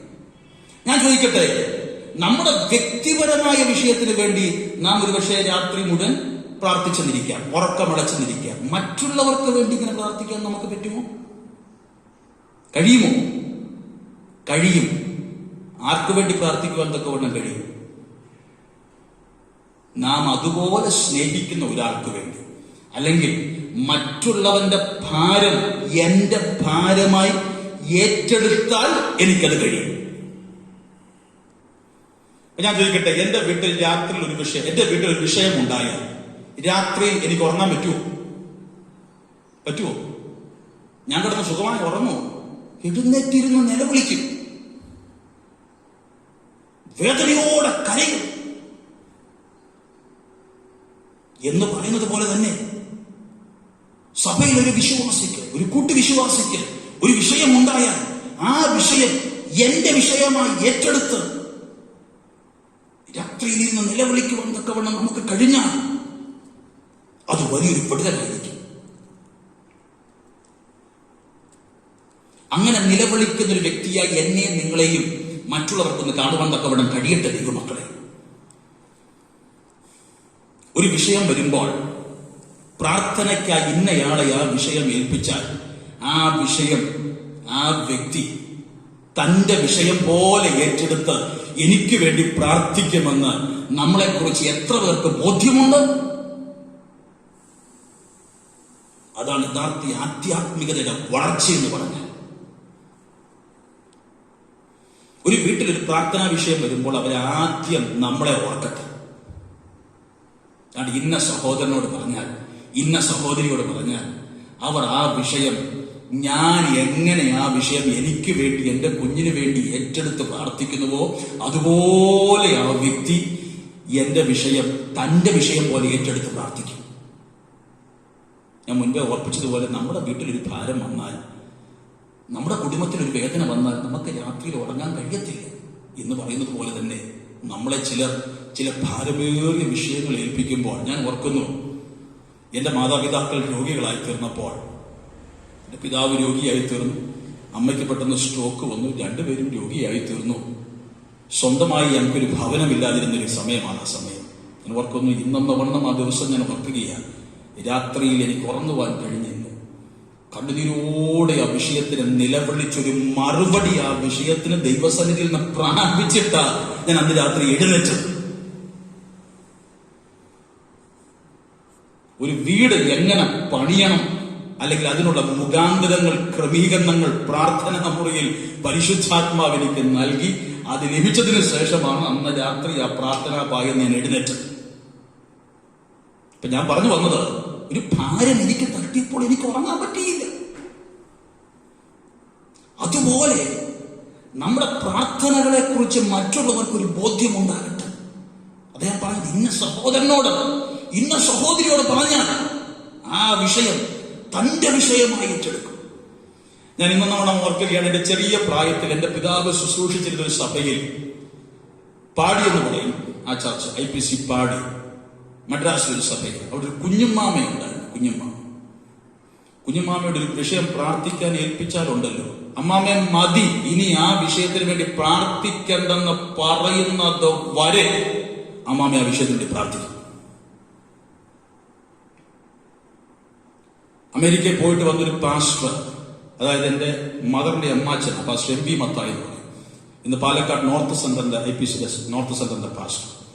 അപ്പച്ചൻ അമേരിക്കയിൽ പോയിട്ട് തിരിച്ചു വരുന്ന വഴിക്ക് തന്റെ 2 സൂട്ട് കേസ് കാണാതെ പോയി. എങ്ങനെയോ അത് ലഗേജിൽ നിന്ന് നഷ്ടപ്പെട്ടു പോയി. ആരോ വിളിച്ചു പറഞ്ഞു, അച്ഛാ കുഞ്ഞമ്മാമയെ ഏൽപ്പിച്ചാൽ മതി പ്രാർത്ഥിക്കാനായിട്ട്. അച്ഛാ ഞങ്ങളെ വിളിച്ചു പറഞ്ഞു, അപ്പച്ചൻ ഞങ്ങളെ വിളിച്ചു പറഞ്ഞു. അങ്ങനെ കുഞ്ഞമ്മാമയെ പ്രാർത്ഥനയ്ക്കായി ഈ വിഷയം പരിമേൽപ്പിച്ചു. മാസങ്ങൾ പലത് കഴിഞ്ഞിട്ടും ഈ പ്രാർത്ഥനയ്ക്ക് മറുപടി കിട്ടിയില്ല. പക്ഷെ കുഞ്ഞമ്മാമ പ്രാർത്ഥിച്ചുകൊണ്ടേയിരുന്നു. പിന്നെ ഒരിക്കൽ ആരോ ചെന്ന് പറഞ്ഞു, അമ്മാമേ ആ വിഷയത്തിന് വേണ്ടി ഇനി പ്രാർത്ഥിക്കണ്ട എന്ന് പറഞ്ഞു കഴിഞ്ഞപ്പോഴാണ് ആ പ്രാർത്ഥന നിർത്തിയത്. വർഷങ്ങൾ എത്രയോ കഴിഞ്ഞെന്നറിയാം. എന്റെ ചെറിയ പ്രായത്തിലെ ഓർമ്മയാണ് ഞാൻ ഈ പങ്കുവെക്കുന്നത്. 7-ോ 8-ലോ 9-ലോ ഒക്കെ പഠിക്കുന്ന സമയത്താണ് ഈ കുഞ്ഞമ്മാവയുടെ പ്രാർത്ഥനയെ കുറിച്ച് ഞാൻ ഓർക്കുന്നത്. ഒരിക്കലും ഒരാൾ തമാശയ്ക്ക് പറഞ്ഞു, വെള്ളിയാഴ്ചയൊക്കെ പ്രാർത്ഥനയ്ക്ക് വന്നാൽ കുഞ്ഞുമാമ പ്രാർത്ഥിച്ചു തുടങ്ങിയാൽ പിന്നെ പോസ്റ്റ് ഓഫീസിലൊക്കെ പോയിട്ടുണ്ടെങ്കിൽ തിരിച്ചു വരാമോ? കാരണം അതുപോലെ വെള്ളിയാഴ്ച, അത് ചെറിയ സഭയാണ്, നമ്മുടെ സഭകൾ പോലൊക്കെയുള്ള വലിയ സഭയൊന്നും ആയിരുന്നില്ല. അതുകൊണ്ട് 4-5 പേരൊക്കെ വെള്ളിയാഴ്ച പ്രാർത്ഥനയ്ക്ക് കാണത്തുള്ളൂ. അപ്പൊ കുഞ്ഞുമാമ 1 മണിക്കൂർ പ്രാർത്ഥിച്ചെന്ന് പറഞ്ഞാൽ അത് ആർക്കും വിഷയമായിരുന്നില്ല. കാരണം അതുപോലെ ആത്മാവിൽ പ്രാർത്ഥിക്കുമായിരുന്നു. ആ പ്രാർത്ഥന അന്തരീക്ഷം തന്നെ, ആ ഒരു സമയം തന്നെ ഒരു പ്രത്യേക അനുഗ്രഹമായി. അപ്പൊ ഞാൻ പറഞ്ഞു വന്നത്, ഒരു വീട്ടിലൊരു വിഷയമുണ്ടായാൽ അവർ നമ്മെ ഓർക്കട്ടെ. ഇന്നയാളോട് പ്രാർത്ഥിക്കുവാൻ പറഞ്ഞാൽ, ഇന്ന വ്യക്തിയോട് പ്രാർത്ഥിക്കുവാൻ പറഞ്ഞാൽ, ആ വ്യക്തി ആ വിഷയം തന്റെ വിഷയമായി ഏറ്റെടുത്ത് എനിക്ക് വേണ്ടി പ്രാർത്ഥിക്കുമെന്ന് അവർക്ക് നമ്മെക്കുറിച്ചുള്ള പ്രാർത്ഥനയെക്കുറിച്ച് നല്ലൊരു ബോധ്യമുണ്ടാകട്ടെ. അത് നമ്മുടെ ആധ്യാത്മിക വളർച്ചയുടെ മറ്റൊരു ഭാഗമാണ്. Praise the Lord. നോക്കൂ, യേശു തനിക്കൊരു വേദന വന്നപ്പോൾ, ഇത്രയും പറയാനുള്ള കാരണം, യേശു തനിക്കൊരു വേദന വന്നപ്പോൾ പ്രാർത്ഥിക്കുവാനായി കൂട്ടിക്കൊണ്ടുപോയത് ആരെയാണ്? പത്രോസിനെയും യാക്കോബിനെയും യോഹന്നാനെയും മറ്റു പലരും ഉണ്ടായിരുന്നു. ശിഷ്യന്മാർ വേറെയും പലരുണ്ട്. അവരെ ആരെയും അല്ല കൂട്ടിക്കൊണ്ടുപോയത്. ശരിക്കും തന്നോടൊപ്പം പ്രാർത്ഥിക്കും, അല്ലെങ്കിൽ തന്റെ വേദന അവർ മനസ്സിലാക്കും എന്ന് യേശുവിന് ബോധ്യമുണ്ടായിരുന്നവരെയാണ്. പക്ഷെ വിരോധാഭാസം എന്ന് പറയട്ടെ, ഇവരവിടെ ചെന്ന് കുത്തിയിരുന്ന് ഉറങ്ങുകയാണ് ചെയ്തത്, മറ്റൊരു കാര്യം. പക്ഷെ യേശുവിന് ഇവരെ കുറിച്ച് എന്തുണ്ടായിരുന്നു? നല്ലൊരു ബോധ്യമുണ്ടായിരുന്നു. തന്റെ മനസ്സ് തുറന്നു പങ്കുവെക്കുവാൻ പറ്റിയ ശിഷ്യന്മാരാണ്, പറ്റിയ ആളുകളാണ് ഇവരെന്ന് ഇവരെ കുറിച്ച് യേശുവിന് നല്ല ബോധ്യമുണ്ടായിരുന്നു. അപ്പോൾ ഞാൻ പറഞ്ഞു വന്നത്, നമ്മുടെ പ്രാർത്ഥനയ്ക്ക് ഒരു പാർട്ട്ണർ ഉള്ളത്, ഒരു പ്രയർ പാർട്ട്ണർ ഉള്ളത് എപ്പോഴും നമുക്കൊരു ബലമാണ്. കാരണം എന്റെ ഈ വിഷയം ഞാൻ മാത്രമല്ല, മറ്റൊരാളും കൂടെ പ്രാർത്ഥിക്കുന്നുണ്ട്, മറ്റൊരാൾക്കും കൂടെ ഈ വിഷയം അറിയാം എന്നുള്ള ആ ഒരു അവബോധം, ആ ഒരു ചിന്ത നമ്മുടെ ഉള്ളിലുള്ളത് നമുക്ക് പ്രത്യേക ഒരു മാനസിക ബലം തരും. കർത്താവിന് സ്തോത്രം. ആയതോർത്ത് ഞാൻ ദൈവത്തിന് സ്തോത്രം ചെയ്യുന്നു. കർത്താവിന് മഹത്വം. ഇനി മറ്റൊരു ഭാഗം, മറ്റൊരു ചിന്ത ആ ഭാഗത്തുനിന്ന് എനിക്ക് മനസ്സിലായത്, യേശു ദൈവത്തെ വിളിക്കുന്ന ആ പദം നിങ്ങളൊന്ന് ശ്രദ്ധിച്ചോ. എന്താണ് യേശു ദൈവത്തെ വിളിക്കുന്നത്? പിതാവേ. എന്താണ് വിളിക്കുന്നത്? പിതാവേ എന്ന് വിളിച്ചുകൊണ്ട്. നോക്കൂ, ഈ പ്രാർത്ഥനയിൽ ഒരു ഔപചാരികതയുമില്ല, ഒരു ഒഫീഷ്യാലിറ്റിയുമില്ല. ഒരിക്കലും ഒരു ചിന്തകൻ പറഞ്ഞതുപോലെ, if you call God God, God will be like somebody very remote to you. As a person, somebody very remote to you. ദൈവത്തെ ദൈവമേ എന്ന് വിളിച്ചാൽ നമുക്ക് ദൈവവുമായിട്ട് റിലേറ്റ് ചെയ്യുവാൻ കഴിയത്തില്ല. കാരണം ആ ഒരു വലിയ ബഹുമാനവും ആ ഒരു വലിയ ഭീകരതയും അങ്ങനെയുള്ള ചിന്തകളൊക്കെയാണ് ദൈവമേ എന്ന് വിളിക്കുമ്പോൾ നമ്മുടെ മനസ്സിലേക്ക് വരുന്നത്. പക്ഷേ വളരെ പേഴ്സണലായി ദൈവവുമായി റിലേറ്റ് ചെയ്യുവാൻ തക്കവണ്ണം പറ്റിയ ഒരു പദമാണ് അപ്പാ എന്ന് വിളിക്കുന്നത്, പിതാവേ എന്ന് വിളിക്കുന്നത്. ഇന്ന് പകൽ ദൈവ തിരുപാദപീഠത്തിലേക്ക് അടുത്തു വന്നിരിക്കുന്ന വാത്സല്യ ദൈവവൈതലേ, ദൈവത്തെ ഇന്ന് പകൽ ഒന്ന് അപ്പ എന്ന് വിളിച്ചുകൊണ്ട്, പിതാവേ എന്ന് വിളിച്ചുകൊണ്ട് അവന്റെ സന്നിധിയോട് അടുത്ത് വരുവാൻ തക്കവണ്ണം കഴിയുമോ? അപ്രകാരമുള്ള വ്യക്തിപരമായ ബന്ധം നിനക്ക് ദൈവവുമായി ഉണ്ടോ? ആർക്കു മാത്രമേ ദൈവത്തെ അപ്പ എന്ന് വിളിക്കുവാൻ തക്കവണ്ണം കഴിയുകയുള്ളൂ? ദൈവവുമായി വ്യക്തിപരമായ അഭേദ്യമായ ബന്ധമുള്ള ഒരുവന് മാത്രമേ അവനെ അപ്പ എന്ന് വിളിക്കുവാൻ തക്കവണ്ണം കഴിയുകയുള്ളൂ, പിതാവേ എന്ന് വിളിക്കുവാൻ തക്കവണ്ണം കഴിയുകയുള്ളൂ. നിങ്ങളൊരു പക്ഷേ പറയും, യേശു ദൈവത്തെ അപ്പ എന്ന് വിളിച്ചത്, പിതാവ് എന്ന് വിളിച്ചത് അവനവന്റെ പുത്രനായതുകൊണ്ടാണ്. അതെ, ശരിയാണ്. പക്ഷെ നമുക്കും ദൈവം അതേ ആത്മാവിനെയാണ് നൽകിയിരിക്കുന്നത്. അവരെ അപ്പ, പിതാവേ എന്ന് വിളിക്കത്തക്കവണ്ണമുള്ള സുപുത്രന്റെ ആത്മാവിനെയാണ് ദൈവം നമുക്ക് നൽകിയിരിക്കുന്നത്. പിന്നെ മറ്റൊരു കാര്യം, ദൈവത്തെ അപ്പ, പിതാവേ എന്ന് വിളിച്ചാലുണ്ടല്ലോ, നാം അറിയാതെ നമ്മുടെ ഉള്ള് അവന്റെ സന്നിധി തുറക്കും. ഒരപ്പനോട് ഉള്ളു തുറന്ന് സംസാരിക്കുന്നത് പോലെ we will start opening our heart. നമ്മുടെ ഹൃദയം നമ്മൾ തുറന്ന് സംസാരിക്കും. Praise God. ഇപ്പൊ എന്റെ കുഞ്ഞുങ്ങൾക്കൊരാവശ്യമുണ്ടായാൽ അവർ എന്റെ അടുക്കലാണ് വരുന്നത്. എന്റെ അടുക്കൽ വന്ന് എന്നോട് അവർ പറയും. കാരണം ഞാൻ അവരുടെ അപ്പനാന്നുള്ളൊരു ബോധ്യം അവർക്കുള്ളത് കൊണ്ടാണ്. അപ്പൊ ആദ്യം നമുക്ക് വരേണ്ട ബോധ്യം എന്താണ്? ഞാൻ വിളിച്ചപേക്ഷിക്കുന്ന ഈ ദൈവം എന്റെ അപ്പനാണ്. ആ ഒരു ബോധ്യം നമുക്കുള്ളിൽ ഉണ്ടെങ്കിലുണ്ടല്ലോ, ഈ അപ്പനോട് എന്തും പറയുവാൻ നാം മടിക്കുകയില്ല. ഈ അല്പം കൂടെ കിടന്ന് ഞാൻ പറഞ്ഞാൽ ഈ അപ്പന്റെ കണ്ണ് വെട്ടിച്ച് എന്തും കാണിക്കുവാൻ നമുക്ക് തോന്നുകയില്ല. മറ്റൊരു ടോപ്പിക്കിലേക്ക് പ്രസംഗം ഡീവിയേറ്റ് ചെയ്ത് പോകുവാൻ തൊക്കെ സാധ്യതയുള്ളതുകൊണ്ട് ഞാൻ ആ ഭാഗം അവിടെ നിർത്തുകയാണ്. ഒരൊറ്റ വാക്ക് മതി, അതിന്റെ ആഴം നിങ്ങൾക്ക് മനസ്സിലാവും ഞാൻ വിശ്വസിക്കുകയാണ്. അപ്പനെ സ്നേഹിക്കുന്നവനുണ്ടല്ലോ, അപ്പന്റെ കണ്ണ് വെട്ടിച്ച്, അപ്പന്റെ പ്രമാണം വെട്ടിച്ച്, പ്രമാണത്തിൽ നിന്ന് വ്യതിചലിച്ച് മറ്റൊന്ന് ചെയ്യുവാൻ കഴിയുകയില്ല. ഞാൻ ഓർപ്പിച്ചതുപോലെ എന്റെ കുഞ്ഞുങ്ങൾ വന്ന് എന്നോട് അപ്പാ, പപ്പ, ഡാഡി എന്ന് വിളിച്ച് അവരുടെ ആവശ്യങ്ങൾ ധൈര്യസമേതം പറയുന്നത് ഈ കഴിഞ്ഞ ദിവസങ്ങളിൽ അതൊക്കെ നിങ്ങൾ ജീവിതത്തിൽ അനുഭവിക്കുകയായിരുന്നു. ഇപ്പൊ ഈ ഓൺലൈൻ ക്ലാസ്സുകളൊക്കെ ആയതുകൊണ്ട് മറ്റേ വീട്ടിൽ 1-2 ഫോണൊക്കെ മതിയായിരുന്നു. പിന്നെ ഈ കുത്തുന്ന ഫോൺ ഒരെണ്ണം വീട്ടിൽ വെച്ചേച്ച് പോകാനായിട്ട് മേടിച്ച് വെച്ചാൽ മതിയായിരുന്നു പിള്ളേർക്ക് വിളിക്കാൻ. ഇന്നിപ്പോ അതൊന്നും പോരല്ലോ. നമ്മളെക്കാളും വില കൂടിയ മൊബൈൽ വേണം പിള്ളേർക്ക്, എങ്കിൽ മാത്രമേ അവരുടെ ക്ലാസ്സസ് ഒക്കെ അവർക്ക് അറ്റൻഡ് ചെയ്യാൻ തക്കവണ്ണം കഴിയുകയുള്ളൂ. അതൊക്കെ കുഞ്ഞുങ്ങൾ വന്ന് അപ്പന്റെ കയ്യിൽ പണം ഉണ്ടോ ഇല്ലയോ എന്നൊന്നും ചിന്തിക്കാതെ ധൈര്യസമേതം പപ്പ എനിക്ക് ഇന്ന ഫോൺ വേണമെന്ന് പറയാനുള്ള കാരണം അവരുടെ അപ്പനാണ് ഇത് എന്നുള്ള ബോധ്യമുള്ളതുകൊണ്ടാണ്. എങ്ങനെയാണെങ്കിലും അപ്പൻ ഇത് സാധിച്ചു തരും എന്നുള്ളൊരു ബോധ്യം അവർക്കുള്ളത് കൊണ്ടാണ്. ഞാൻ ചോദിക്കട്ടെ, അടുത്ത വീട്ടിലെ അപ്പൻ വന്ന് കുഞ്ഞുങ്ങളോട് ചോദിക്കുക, മോനെ എന്ത് വേണം പറഞ്ഞോ, എന്തു പറഞ്ഞാലും മേടിച്ചു തരാമെന്ന് പറഞ്ഞാലും സ്വന്തം അപ്പനോട് പറയുന്ന പോലെ കുഞ്ഞുങ്ങൾ അവരുടെ ഉള്ളം ഹൃദയം അവരുടെ തുറക്കത്തില്ല. കാരണം അങ്ങനെ ഒരു ഓഫർ അദ്ദേഹം കൊടുക്കുന്നുണ്ടെങ്കിൽ പോലും തങ്ങളുടെ അപ്പനല്ല അത്, തങ്ങളുടെ അപ്പൻ ഇതാണെന്നൊരു ബോധ്യം അവർക്ക് അവരുടെ അപ്പനെ കുറിച്ചുള്ളത് കൊണ്ട്.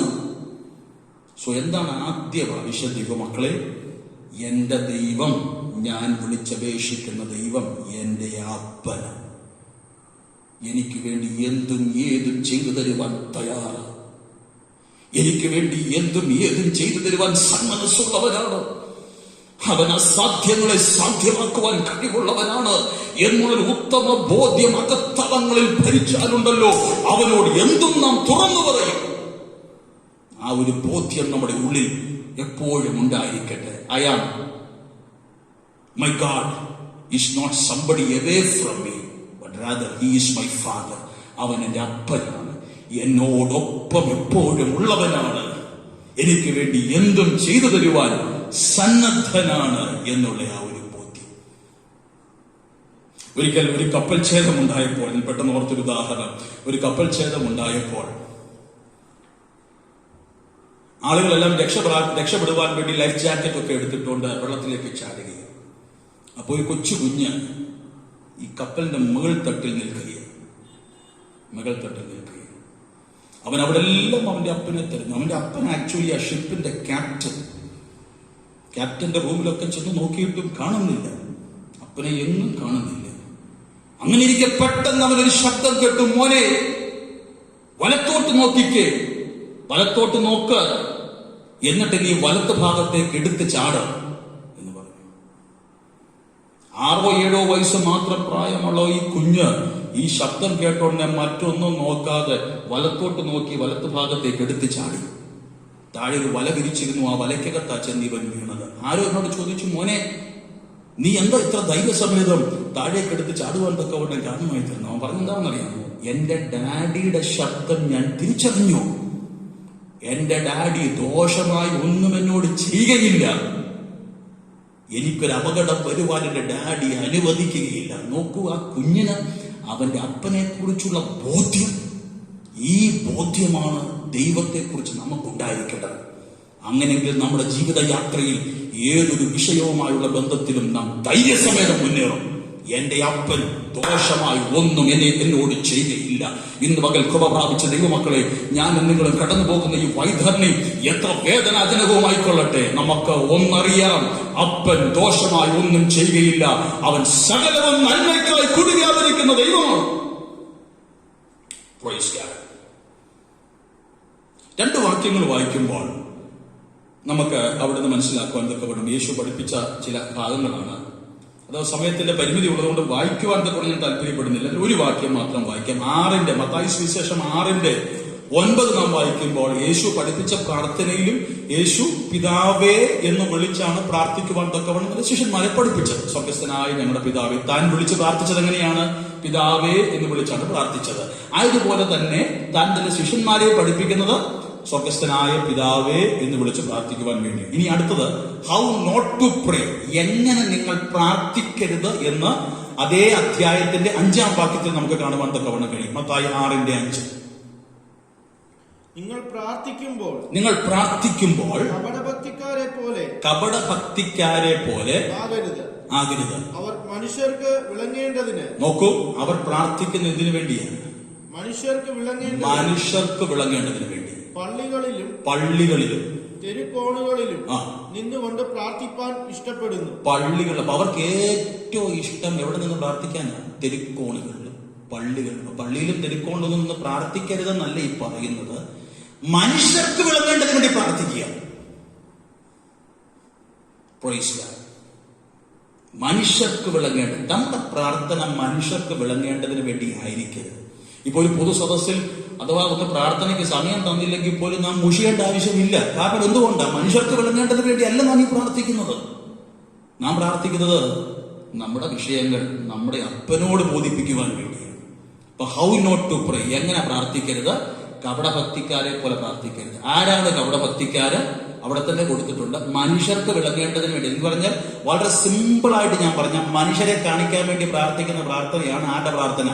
കപടഭക്തിക്കാരന്റെ പ്രാർത്ഥന. എന്നാൽ നിന്റെ പ്രാർത്ഥന, ആരെങ്കിലും ഒരു പ്രാർത്ഥനയ്ക്ക് അവസരം തന്നാൽ പ്രാർത്ഥിച്ചു, പക്ഷെ പ്രാർത്ഥിക്കാൻ അവസരം കിട്ടിയില്ലെന്ന് പറഞ്ഞ് പ്രശ്നം ഉണ്ടാക്കിയാൽ അതിന്റെ അർത്ഥം എന്തുവാണ്? മനസ്സിലായെന്ന് വിശ്വസിക്കുന്ന ആ വാക്യം നിങ്ങളോട് ശ്രദ്ധിച്ച് വായിച്ചാൽ മതി. മനുഷ്യർക്ക് വിളങ്ങേണ്ടതിന് വേണ്ടി പ്രാർത്ഥിക്കുന്ന പ്രാർത്ഥനയാണ് കപടഭക്തിയുള്ള പ്രാർത്ഥന. എന്നാൽ ദൈവം എന്റെ അപ്പനാണെന്നുള്ള ബോധ്യത്തോടുകൂടെ ദൈവസന്നിധാനത്തിൽ ആത്മാർത്ഥമായി സമയം ചെലവഴിച്ച് പ്രാർത്ഥിക്കുന്ന പ്രാർത്ഥനയ്ക്കാണ് ദൈവം മറുപടി നൽകുവാൻ തക്കവണ്ണം സന്നദ്ധനായി നിൽക്കുന്നത്. എന്റെ വാക്കുകൾക്ക് ഞാൻ പെട്ടെന്ന് വിരാമം കുറിക്കുവാൻ തക്കവണ്ണം ബന്ധപ്പെടുന്നു. സമയം വളരെ മുന്നോട്ട് പോവുകയാണല്ലോ.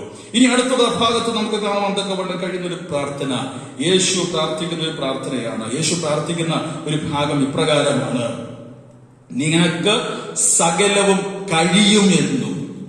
Praise God. നിങ്ങൾ ആ ഭാഗങ്ങളൊക്കെ ഒന്ന് വായിച്ചു വെച്ചാൽ മതി. 32 മുതൽ 42 വരെയുള്ള വാക്യങ്ങളിലാണ് ഞാൻ ഈ സംസാരിച്ചു കൊണ്ടിരിക്കുന്നത്. നിനക്ക് സകലവും കഴിയുമെന്നും എന്ന് ഞാൻ അറിയും, എങ്കിലും എന്റെ ഇഷ്ടമല്ല. പിതാവേ എന്ന് വായിക്കാമോ വാക്യം?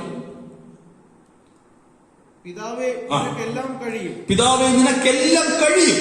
ഈ പാനപാത്രം എങ്കിൽ നിന്ന് നീക്കണമേ. ഈ പാനപാത്രം എങ്കിൽ നിന്ന് നീക്കണമേ. എങ്കിലും ഞാൻ ഇച്ഛിക്കുന്നതല്ല, നീ ഇച്ഛിക്കുന്നതത്രേ ആകട്ടെ എന്ന് പറഞ്ഞു. എങ്കിലും ഞാൻ ഇച്ഛിക്കുന്നതല്ല, നീ ഇച്ഛിക്കുന്നത് തന്നെ ആകട്ടെ എന്ന് പറഞ്ഞു. അപ്പൊ യേശുവിന്റെ പ്രാർത്ഥനയുടെ ഒരു താല്പര്യം എന്തുവാണ്? ഈ പാനപാത്രം എങ്കിൽ നിന്ന് ഒന്ന് നീങ്ങണം. അത് നീക്കാൻ അങ്ങേക്ക് കഴിയും. കാരണം അങ്ങയെ കൊണ്ട് കഴിയാത്ത ഒരു കാര്യവുമില്ല. ദൈവമക്കളെ, ദൈവത്തെക്കുറിച്ച് മനസ്സിലാക്കുമ്പോൾ നാം ഈ കാര്യം കൂടെ ആദ്യം മനസ്സിലാക്കണം. നമ്മുടെ ദൈവത്തെ കൊണ്ട് കഴിയാത്ത ഒരു കാര്യവുമില്ല. സകലവും അങ്ങയെ കൊണ്ട് സാധ്യമാണ്. ഇന്ന് പകൽ നിങ്ങൾ ഭാരപ്പെടുന്ന വിഷയം എന്തുമായിക്കൊള്ളട്ടെ, നിങ്ങൾ വേദനിക്കുന്ന വിഷയം എന്തുമായിക്കൊള്ളട്ടെ, എനിത്തിങ് അണ്ടർ ദ സൺ, സൂര്യന് കീഴെയുള്ള ഏതൊരു വിഷയവുമായിക്കൊള്ളട്ടെ, കാരണം ആ വിഷയം എല്ലാം കൂടെ എനിക്ക് പറയാൻ പറ്റത്തില്ലല്ലോ, ഏത് വിഷയമായിക്കൊള്ളട്ടെ ദൈവത്തെ കൊണ്ട് കഴിയും. യേശുവിനെ സംബന്ധിച്ചിടത്തോളം യേശുവിന്റെ മുൻപിൽ താൻ അനുഭവിക്കുവാൻ പോകുന്ന ഈ കഷ്ടതയുടെ പാനപാത്രം, ഈ കഠിന ശോധനയുടെ പാനപാത്രം ഒന്ന് നീങ്ങിക്കിട്ടിയാൽ കൊള്ളാമായിരുന്നു എന്നുള്ളതാണ് യേശുവിന്റെ താല്പര്യം.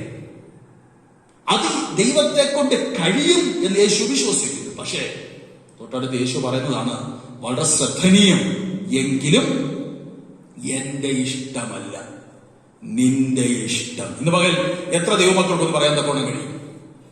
കർത്താവേ, എന്റെ ഈ വിഷയം ഭയങ്കര കട്ടിയുള്ള വിഷയമാണ്, ഒത്തിരി ബുദ്ധിമുട്ടുള്ള കാര്യമാണ്, പക്ഷെ എനിക്കൊന്നറിയാം അങ്ങേ കൊണ്ട് കഴിയും. എന്നിട്ട് പറയാം, എന്റെ ഇഷ്ടമൊന്നും ഈ വിഷയവുമായുള്ള ബന്ധത്തിൽ വേണ്ട. ചിലരോട് ഇന്ന് പകൽ പരിശുദ്ധാത്മാവിൽ ഞാൻ ദൂത് പറയുകയാണ്. നീ വെച്ച് പ്രാർത്ഥിക്കുന്ന ആ വിഷയത്തിന്മേൽ നിന്റെ ഇഷ്ടം വേണ്ടെന്ന് പറയുവാൻ കഴിയുമോ? കർത്താവേ, എന്റെ ഇഷ്ടം വേണ്ട, എന്റെ ഇഷ്ടം വേണ്ട. ഞാൻ പലപ്പോഴും എന്റെ ഇഷ്ടങ്ങൾ വെച്ചുകൊണ്ടാണ് കാൽക്കുലേഷൻസ് നടത്തിയിട്ടുള്ളത്. എന്റെ ഇഷ്ടം മുൻനിർത്തിക്കൊണ്ടാണ് ഞാൻ പല കണക്കുകൂട്ടലുകളും ക്രമീകരിച്ചിട്ടുള്ളത്, പല പദ്ധതികളും ഇട്ടിട്ടുള്ളത്. എന്നാൽ ഇന്ന് മുതൽ ഞാൻ ആത്മാവിൽ മനസ്സിലാക്കുന്നു, എന്റെ ഇഷ്ടത്തിനല്ല, അങ്ങയുടെ ഇഷ്ടത്തിനാണ് എന്റെ ജീവിതത്തിൽ ഞാൻ പ്രാമുഖ്യം നൽകേണ്ടത്. അതുകൊണ്ട് ഇന്ന് പകൽ ഈ വിഷയം അങ്ങയുടെ ഇഷ്ടത്തിനായി ഏൽപ്പിച്ചു തരുന്നു. എനിക്കറിയത്തില്ല ഏത് വിഷയമാണ്. Praise God. ഇന്ന് പകൽ ഓൺലൈനിലൂടെ ആരാധന കണ്ടുകൊണ്ടിരിക്കുന്ന, ആരാധനയിൽ സംബന്ധിച്ചുകൊണ്ടിരിക്കുന്ന ചില വിഷയങ്ങൾ വെച്ച് പ്രാർത്ഥിച്ചുകൊണ്ടിരിക്കുക. നിങ്ങളോട് ഇന്ന് പകൽ പരിശുദ്ധാത്മാവ് പറയുന്നു, ആ വിഷയം നിങ്ങളുടെ ഇഷ്ടത്തിനായിട്ടല്ല. ഇനി മേലാൽ നിങ്ങളുടെ ഇഷ്ടത്തിനായി ആ വിഷയത്തെ നിങ്ങൾ ഏറ്റെടുത്ത് പ്രാർത്ഥിക്കരുത്.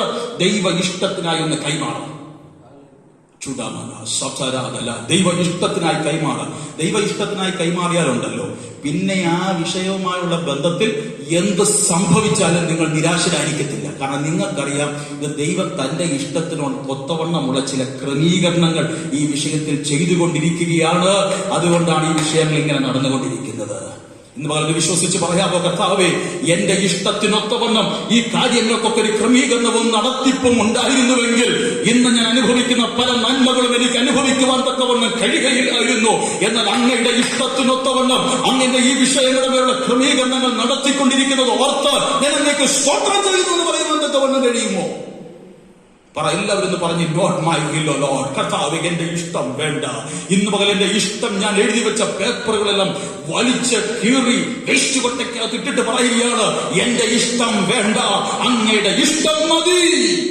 എന്റെ തലമുറയുമായുള്ള ബന്ധത്തിൽ, എന്റെ ശുശ്രൂഷയുമായുള്ള ബന്ധത്തിൽ, എന്റെ ബിസിനസ്സുമായുള്ള ബന്ധത്തിൽ, എന്റെ ആധ്യാത്മികതയുമായുള്ള ബന്ധത്തിൽ, എന്റെ ഏതൊരു വിഷയവുമായുള്ള ബന്ധത്തിൽ, ഇന്ന് പകൽ ഞാൻ ഭാരപ്പെടുന്ന ഏതൊരു വിഷയവുമായി കൊള്ളട്ടെ, അത് അങ്ങേക്ക് നിവർത്തിക്കുവാൻ, അങ്ങേക്കത് മാറ്റുവാൻ കഴിയും. പക്ഷെ എന്റെ ഇഷ്ടം വേണ്ട, അങ്ങയുടെ ഇഷ്ടം മതി. ദൈവമക്കളെ, ഏതൊരു വിഷയത്തെ കുറിച്ച് പറഞ്ഞാലും ഉണ്ടല്ലോ, എങ്ങനെ പറയാം, ദൈവ ഇഷ്ടമെങ്കിൽ. കേട്ടോ, ആരെങ്കിലും എന്നോട് ചോദിക്കുക, ബ്രദറെ, എന്തുവായി കാര്യങ്ങളൊക്കെ? ദൈവം ഇഷ്ടമെങ്കിൽ ആ കാര്യത്തിന് സാധ്യത ഉണ്ടാകും. അങ്ങനെ പറയാം. അല്ലാതെ ഞാൻ ചെയ്തെടുക്കും, ഞാൻ കാണിച്ചു തരാം, നിങ്ങൾക്കറിയത്തില്ല എന്നെ, ഞാനൊരു കാര്യം ചിന്തിച്ചാൽ ചെയ്യാതിരിക്കുമോ, അങ്ങനൊന്നും പറയരുത്. ഇതൊക്കെ എന്തുകൊണ്ട് പറയുന്നത്? അഹന്തയുടെ അർത്ഥമാണ്, അഹങ്കാരം. ഞാൻ ഒരിക്കലും ഞായറാഴ്ച ഓർപ്പിച്ചില്ല, പ്രൈഡ് ഗോസ് ബിഫോർ ഫോൾ.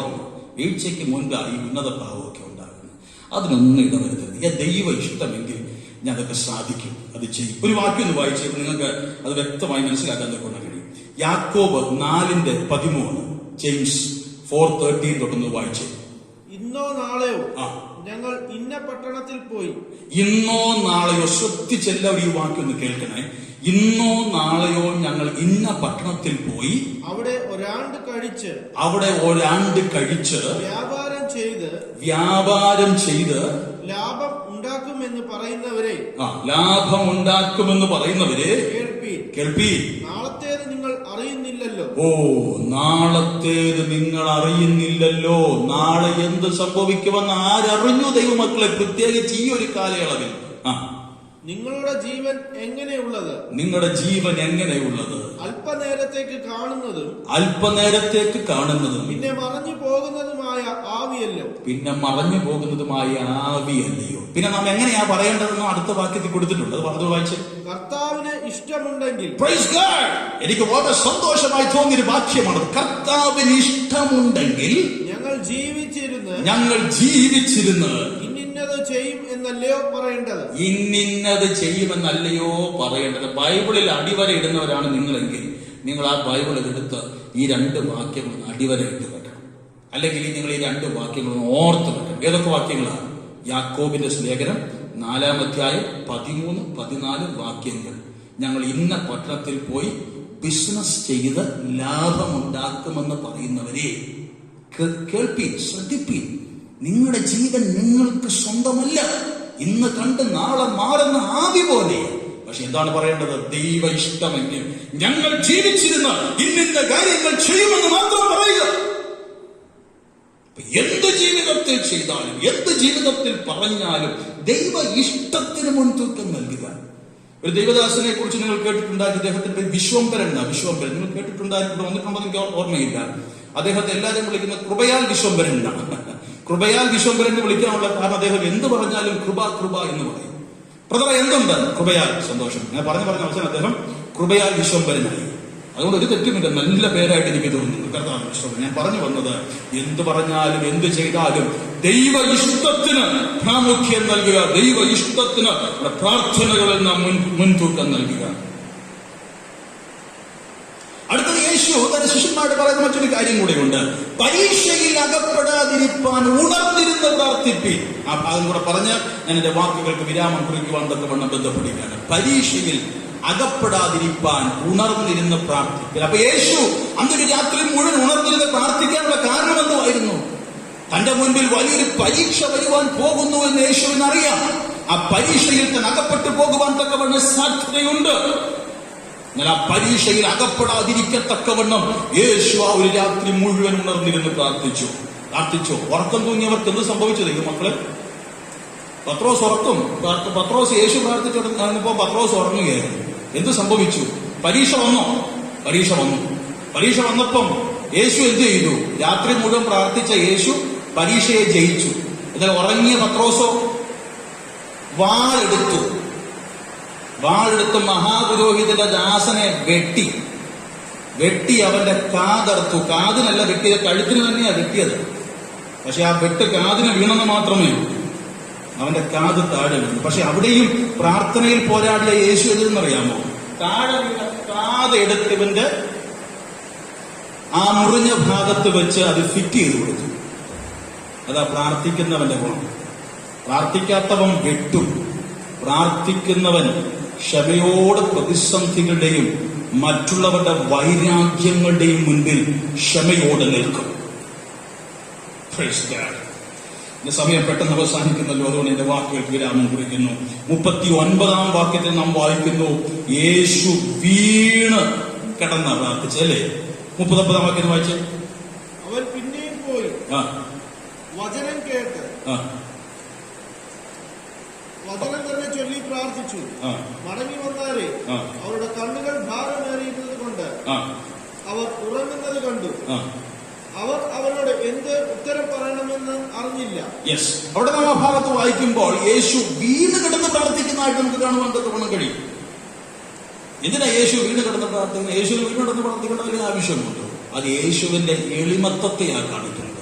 പ്രാർത്ഥനയിലാണെങ്കിൽ പോലും അഹന്തയുണ്ടാകുവാൻ തക്കവണ്ണം സാധ്യതയുണ്ട്. കർത്താവേ, ഞാൻ പ്രാർത്ഥിച്ചപ്പോൾ ഇന്ന വിഷയം സംഭവിച്ചല്ലോ, അങ്ങേക്ക് ഞാൻ സ്തോത്രം ചെയ്യുന്നു. അങ്ങനൊന്നും ഒരിക്കലും പറയരുത് ദൈവമക്കളെ. നമ്മൾ പ്രാർത്ഥിച്ചത് കൊണ്ടൊന്നും അല്ല വിഷയത്തിന് വിടുതലുണ്ടായത്. നമ്മുടെ പ്രാർത്ഥനയിൽ നമ്മളോട് ദൈവം കരുണ കാണിച്ച് നമ്മുടെ വിഷയത്തിന് മറുപടി നൽകിയെന്ന് മാത്രമേ ഉള്ളൂ. യേശുവിന്റെ പ്രാർത്ഥനയിലെ എളിമത്വമാണ് ആ വീണ് കിടക്കുന്നു അല്ലെങ്കിൽ വീണ് കിടന്ന് പ്രാർത്ഥിക്കുന്നു എന്നുള്ളതിലൂടെ നമുക്ക് കാണുവാൻ തക്കവണ്ണം കഴിയുന്നത്. ഏറ്റവും ഒടുവിലായി നാം വായിക്കുന്നു, നാഴിക അടുത്തിരിക്കുന്നു. ഏതിനായുള്ള നാഴിക? താൻ ഇത്രയും നേരം എന്തിനായി ഒരുങ്ങിയോ ആയതിനായുള്ള നാഴിക അടുത്തിരിക്കുന്നു. ഏറ്റവും ഒടുവിലായി ഒരു വാക്യം കൂടെ വായിച്ചിട്ട് വാക്കുകൾക്ക് എനിക്ക് വിരാമം കുറിക്കാം. ലൂക്കോസ് 22:43 വായിച്ചു. 22:43. അവരെ ശക്തിപ്പെടുത്തുവാൻ സ്വർഗത്തിൽ നിന്നൊരു ദൂതൻ അവന് പ്രത്യക്ഷനായി. പിന്നെ അവനെ ശക്തിപ്പെടുത്തുവാൻ. യേശുവിന്റെ പ്രാർത്ഥനയിൽ യേശു വളരെയധികം വേദനിച്ച് രക്തം വിയർപ്പുതുള്ളിയായി വീഴ്ത്തി വേദനയോടുകൂടെ പ്രാർത്ഥിക്കുന്ന ആ പ്രാർത്ഥനയിൽ യേശുവിനെ ശക്തിപ്പെടുത്തുവാൻ ദൈവം ഒരു ദൂതനെ അയക്കുകയാണ്. ദൂതനെ അയച്ച് അവനെ ശക്തിപ്പെടുത്തുകയാണ്. ഇന്ന് പകൽ എന്നെ കേൾക്കുന്ന വാത്സല്യ ദൈവമക്കളെ, ഏതെങ്കിലും വിഷയങ്ങളുമായുള്ള ബന്ധത്തിൽ നിങ്ങൾ ഭാരപ്പെട്ട് ഹൃദയം പൊട്ടുന്നത് പോലുള്ള വേദന അനുഭവിച്ചുകൊണ്ടാണ് ദൈവതിരുപാതപടത്തെങ്കിലായിരിക്കുന്നത്. നിങ്ങൾക്കറിയാം ഈ വിഷയം ദൈവഹിതപ്രകാരമുള്ള വിഷയമാണ്. പക്ഷെ നിങ്ങളെ കൊണ്ട് ആ വേദന താങ്ങുവാൻ തക്കവണ്ണം കഴിയാതെ വണ്ണം നിങ്ങൾ അതിന്റെ ഭാരം അനുഭവിക്കുന്ന വ്യക്തിയായിരിക്കാം. ഒരു വശത്ത് നിങ്ങൾക്കറിയാം ഇത് ദൈവഹിതപ്രകാരം ഞാൻ അനുഭവിക്കുന്ന വിഷയമാണ്. പക്ഷെ മറുവശത്ത് ആ വേദനയുടെ ഭാരം താങ്ങുവാൻ തക്കവണ്ണം കഴിയാതെ നിങ്ങൾ ഭാരപ്പെടുന്ന വ്യക്തിയായിരിക്കാം. എന്നാൽ ഇന്ന് പകൽ അങ്ങനെയുള്ള നിങ്ങളെ ബലപ്പെടുത്തുവാൻ തക്കവണ്ണം നിങ്ങൾക്ക് വേണ്ടി ദൈവം സ്വർഗം തുറക്കുകയാണ്, തന്റെ ദൂതനെ ഇറക്കുകയാണ്. ഇന്ന് പകൽ നിങ്ങൾ ആയിരിക്കുന്ന പ്രാർത്ഥനാ മുറിയിൽ, നിങ്ങളുടെ ഭവനാന്തരീക്ഷത്തിൽ ദൈവം തന്റെ ദൂതനെ ഇറക്കി നിങ്ങൾക്കൊരു പ്രത്യേക ബലം നൽകി നിങ്ങളെ ശക്തിപ്പെടുത്തുന്ന ഫലമായി ഈ പകൽ തീരുന്നത് ഓർത്ത് ഞാൻ ദൈവത്തിന് സ്തോത്രം ചെയ്യുകയാണ്. നാഴിക അടുത്തിരിക്കുന്നു. താൻ അനുഭവിക്കുവാൻ പോകുന്ന ആ കഷ്ടതയുടെ പാനപാത്രം കുടിപ്പാനുള്ള നാഴിക അടുത്തിരിക്കുന്നു.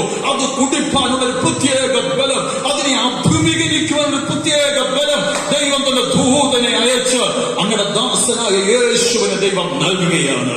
അങ്ങനെയെങ്കിൽ ഇന്ന് പകൽ നമ്മയും അപ്രകാരം നാം അനുഭവിക്കുവാനിരിക്കുന്ന ചില വേദനകൾ, നാം കടന്നുപോയിക്കൊണ്ടിരിക്കുന്ന ചില വേദനകൾ അനുഭവിക്കുവാനും അതിനെ അഭിമുഖീകരിക്കുവാനുമുള്ള ഒരു പ്രത്യേക ശക്തി ദൈവം തന്റെ ദൂതനെ അയച്ച് നമുക്ക് ഈ പകൽ നൽകിയിരിക്കുന്നത് ഓർത്ത് ഞാൻ ദൈവത്തിന് സ്തോത്രം ചെയ്യുന്നു. കർത്താവിനും മഹത്വം. നമ്മുടെ കണ്ണുകളെ ഒരു നിമിഷം നമുക്ക് ദൈവപാദമിടത്തെങ്കിൽ അടയ്ക്കാം. എല്ലാ കണ്ണുകളും അടച്ച് അല്പസമയം സ്തോത്രം ചെയ്താട്ട് യേശുവിന്റെ ഈ പ്രാർത്ഥന നമ്മുടെ ജീവിതത്തിൽ ഒരു അനുഗ്രഹമായി തീരട്ടെ. ഹല്ലേലൂയ. നമുക്ക് നമ്മെ തന്നെ സമർപ്പിച്ച് പറയാം, കർത്താവേ, എന്റെ ജീവിതത്തിൽ എന്റെ ഇഷ്ടം വേണ്ട, എന്റെ ആലോചന വേണ്ട, എന്റെ ഹിതം വേണ്ട, എന്റെ കാൽക്കുലേഷൻസ് വേണ്ട. അങ്ങയുടെ ഇഷ്ടത്തിൽ ഞാൻ എന്റെ ജീവിതത്തിൽ മുൻതൂക്കവും പ്രാമുഖ്യവും നൽകുകയാണ്. മറ്റുള്ളവരുടെ വിഷയം എന്റെ വിഷയമായി ഏറ്റെടുത്ത് പ്രാർത്ഥിക്കാനുള്ള പ്രത്യേക കൃപ അങ്ങന്റെ മേൽ പകരേണ്ടതിനായി ഞാൻ പ്രാർത്ഥിക്കുകയാണ്. അതിനായി അങ്ങനെ ബലപ്പെടുത്തുമാറാകണമേ. ഹല്ലേലൂയ, ഹല്ലേലൂയ, ഹല്ലേലൂയ. പ്രിയ കർത്താവേ, ഞങ്ങൾക്ക് നൽകിയ ഈ ചിന്തകളെ ഓർത്ത് ഞങ്ങൾ അങ്ങേക്ക് സ്തോത്രം ചെയ്യുന്നു. വചനം ഞങ്ങളുടെ ഉള്ളിൽ വലിയ പരിവർത്തനം ചെയ്യട്ടെ. പ്രാർത്ഥനയെ കുറിച്ചുള്ള ആഴമേറിയ അവബോധം ഞങ്ങളുടെ ഉള്ളിൽ കർത്താവ് നൽകുന്നതിനായി സ്തോത്രം. വീണ്ടും പ്രാർത്ഥിക്കേണ്ടവണ്ണം പ്രാർത്ഥിക്കുവാൻ, അപ്പാ, പിതാവേ എന്ന് വിളിച്ചങ്ങയുടെ സന്നിധിയോട് അടുത്തു വന്ന് ഞങ്ങളുടെ വിഷയങ്ങൾ വെച്ച് നിലവിളിക്കുവാനുള്ള, അങ്ങ് ഞങ്ങളുടെ പിതാവ് എന്നുള്ള ഒരു ഉത്തമ ബോധ്യത്തിൽ അടുത്തു വരുവാനുള്ള കൃപ ഞങ്ങൾക്ക് അങ്ങ് നൽകുമാറാകണമേ. പ്രാർത്ഥന കേട്ടതിനായി നന്ദി. മഹത്വം അങ്ങേക്ക്. വചനം ഏവർക്കും ഒരു ആശീർവാദമായി തീരട്ടെ. യേശു ക്രിസ്തുവിൻ നാമത്തിൽ തന്നെ. ആമേൻ, ആമേൻ, ആമേൻ.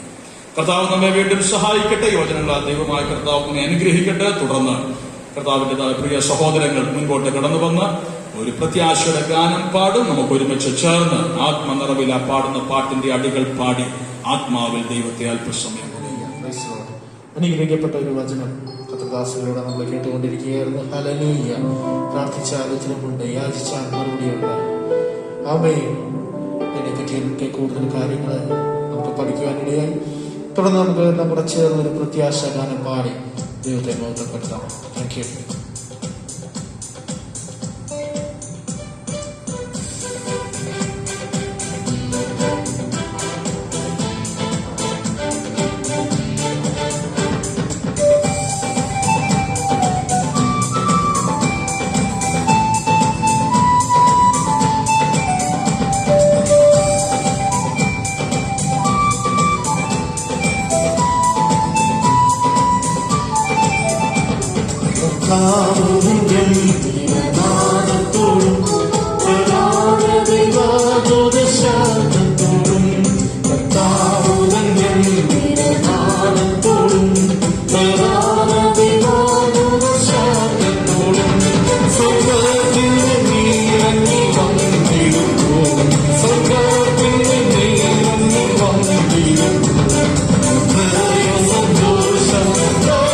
Santosa,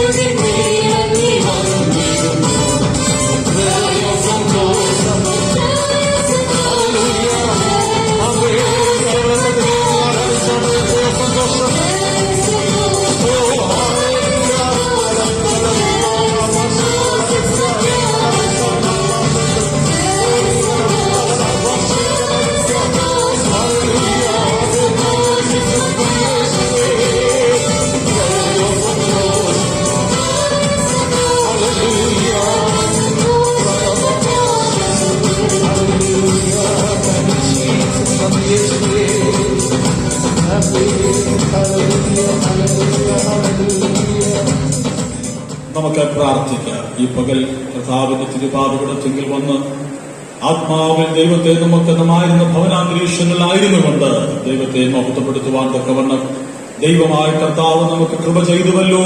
ആയതോർത്ത് നമുക്ക് ദൈവത്തിന് സ്തോത്രം ചെയ്യാം. Hallelujah, hallelujah. അനുഗ്രഹിക്കപ്പെട്ട പ്രത്യാശയെ വർദ്ധിപ്പിക്കുന്ന ഉണർത്തുന്ന ഗാനങ്ങൾ പാടി ദൈവത്തെ മഹത്വപ്പെടുത്തുവാൻ തക്കവണ്ണം കർത്താവ് നമുക്ക് കൃപ ചെയ്തുവല്ലോ. ഗാന ശുശ്രൂഷകൾക്ക് നേതൃത്വം നൽകുവാൻ പ്രിയ സഹോദരങ്ങളെ കർത്താവ് ബലപ്പെടുത്തിയല്ലോ. വചനങ്ങൾ കർത്താവ് നമുക്ക് നൽകിയല്ലോ. നമ്മുടെ അകത്തെ മനുഷ്യനെ പുഷ്ടിപ്പിക്കുന്ന എങ്ങനെ പ്രാർത്ഥിക്കണം, നമ്മുടെ പ്രാർത്ഥനയിൽ നാം മുൻതൂക്കം നൽകേണ്ടുന്ന വിഷയങ്ങൾ എന്തൊക്കെയാണെന്നൊക്കെ നമുക്ക് ചിന്തിക്കുവാൻ പകൽ യേശുവിന്റെ പ്രാർത്ഥനയിലൂടെ ഇടയായിത്തീർന്നുവല്ലോ. അതെല്ലാം നമുക്ക് അനുഗ്രഹമാക്കി കർത്താവ് തീർക്കട്ടെ. നമുക്ക് പ്രാർത്ഥിക്കാം. കാരുണ്യവാനായ ഞങ്ങളുടെ ദൈവമേ, സ്വർഗസ്ഥനായ ഞങ്ങളുടെ നല്ല പിതാവേ, ആശീർവദിക്കപ്പെട്ട ഈ നല്ല പകലിനായി ഞങ്ങൾ നന്ദി നിറഞ്ഞ ഹൃദയത്തോടെ സ്തോത്രം ചെയ്യുന്നു. ഞങ്ങൾ പ്രാർത്ഥിച്ച് ആരംഭിച്ച ആരംഭ നിമിഷം മുതൽ ഈ ഒടുവിലത്തെ സമയം വരെ ദൈവത്തിന്റെ സാന്നിധ്യം ഞങ്ങൾ കളവില്ലാതെ ആരാധനയിൽ അനുഭവിക്കുവാൻ ദൈവമായ കർത്താവ് കൃപ ചെയ്തതിനായി ഞങ്ങൾ അങ്ങേക്ക് സ്തോത്രം ചെയ്യുന്നു. ഞങ്ങളുടെ പ്രാർത്ഥനയിൽ ഞങ്ങൾ നിലവിളിക്കുന്നത് മറ്റാരോടുമല്ലല്ലോ, ഞങ്ങളുടെ പിതാവായ ദൈവത്തോടാണല്ലോ. ദൈവം ഞങ്ങളുടെ പിതാവാകയാൽ ഞങ്ങൾ അങ്ങേക്ക് സ്തോത്രം ചെയ്യുന്ന കർത്താവ്. ദൈവത്തെ കണ്ട് ലോക മനുഷ്യർ ഭയപ്പെടുമ്പോൾ, ഹല്ലേലൂയ, മറ്റൊരർത്ഥത്തിൽ ദൈവത്തെ നോക്കി കാണുമ്പോൾ ഞങ്ങളുടെ അപ്പനായി ദൈവത്തെ കണ്ടുകൊണ്ട് ദൈവസന്നിധാനത്തിലേക്ക് ഒരു കുഞ്ഞോടി വന്ന് അപ്പനോട് തന്റെ കാര്യങ്ങൾ ബോധിപ്പിക്കുന്ന പോലെ ബോധിപ്പിക്കുവാനുള്ള പുത്രത്വത്തിന്റെ സ്വീകാര്യം ഞങ്ങൾക്കന്ന് നൽകിയിരിക്കുന്നത് ഓർത്ത് ഞങ്ങൾ അങ്ങേക്ക് സ്തോത്രം ചെയ്യുന്നു. ദൈവമേ, അങ്ങയുടെ പുത്രനായ യേശു ക്രിസ്തുവിന് കൊടുത്ത അതേ സ്വീകാര്യം തന്നെ ഞങ്ങൾക്കും അങ്ങ് നൽകിയത് ഓർത്ത് ഞങ്ങൾ അങ്ങേക്ക് സ്തോത്രം ചെയ്യുകയാണ്. പ്രാർത്ഥിച്ച അങ്ങയുടെ കരങ്ങളിലേക്ക് സമസ്ത വിഷയങ്ങളും ഫലമേൽപ്പിക്കുന്നു. സഭയാ കുടുംബങ്ങളെ എല്ലാം അങ്ങയുടെ കരങ്ങളിലേക്ക് ഏൽപ്പിക്കുന്നു. രോഗങ്ങൾ, ദുഃഖങ്ങൾ, വേദനകൾ അനുഭവിക്കുന്നവരെ കർത്താവിനെ സഹായിക്കണമേ. സ്വദേശത്തും വിദേശത്തുമായ ഞങ്ങളുടെ ദാസീദാസന്മാരെ ഈ മഹാമാരിക്ക് നടുവിൽ ദൈവമായ കർത്താവ് അത്ഭുതകരമായി പരിപാലിക്കുന്നത് ഓർത്ത് ഞങ്ങൾ നന്ദിയോടെ സ്തോത്രം ചെയ്യുന്നു. പ്രാർത്ഥനാ വിഷയങ്ങളിലെല്ലാം കർത്താവ് പ്രവർത്തിക്കണമേ. വിശിഷ്യാക്കണി ദിവസം കർത്താവിന് സ്തോത്രം. പ്രിയാൻസി മാമയുടെ പിതാവ്, കല്ലുപുറത്തെ പ്രിയാൻസി മാമയുടെ പിതാവ് ലോകത്തിൽ നിന്ന് മാറ്റപ്പെട്ടുവല്ലോ. ദുഃഖത്തിലായിരിക്കുന്ന വാത്സല്യ ഭവനത്തെ കർത്താവ് ആശ്വസിപ്പിച്ചതിനായി സ്തോത്രം. ആ ശുശ്രൂഷകളെയൊക്കെ ദൈവം അനുഗ്രഹിച്ചതിനായി സ്തോത്രം.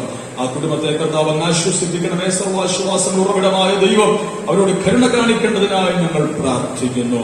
അതുപോലെ കർത്താവിന് സ്തോത്രം. പ്രിയ മുൻപലെ ബാബുച്ചാനായി, പി എ ബാബു കെ വർഗീസിച്ചാനായി ഞങ്ങൾ പ്രാർത്ഥിക്കുന്നു. ഞങ്ങൾ പ്രാർത്ഥിക്കുന്നു. കർത്താവ് താന് തിരുവനന്തപുരത്ത് RCCയിൽ ട്രീറ്റ്മെന്റിലായിരിക്കുന്നുവല്ലോ. കർത്താവ് തന്നോട് കരുണ കാണിക്കണമേ. താൻ അനുഭവിക്കുന്ന ആ രോഗത്തിൽ നിന്ന് പരിപൂർണ സൗഖ്യം ദൈവം നൽകണമേ. കർത്താവിന്റെ വലിയ വിടുതന്റെ കരം തന്റെ മേൽ അങ്ങ് വയ്ക്കുവാനാകണമെന്ന് പ്രാർത്ഥിക്കുന്നു. തനിക്കായി ചെയ്യുന്ന ആ ട്രീറ്റ്മെന്റുകളെല്ലാം ഫലവത്തായി തീരുവാൻ കർത്താവിന്റെ ആക്കണമേ. പ്രിയാനിമാമയോടും കുഞ്ഞുങ്ങളോടും കർത്താവ് കരുണ കാണിക്കുമാറാകണമേ. ആ പ്രിയച്ചായൻ എത്രയും വേഗത്തിൽ അങ്ങയ്ക്ക് വേണ്ടി തന്റെ ഹൃദയം സമർപ്പിക്കുവാൻ അങ്ങ് കൃപ ചെയ്യണമെന്ന് പ്രാർത്ഥിക്കുന്നു. അങ്ങനെ സഭയാ കുടുംബങ്ങളെ എല്ലാം അങ്ങയുടെ കരങ്ങളിലേക്ക് ഞങ്ങൾ ഫലമേൽപ്പിച്ച് പ്രാർത്ഥിക്കുന്നു.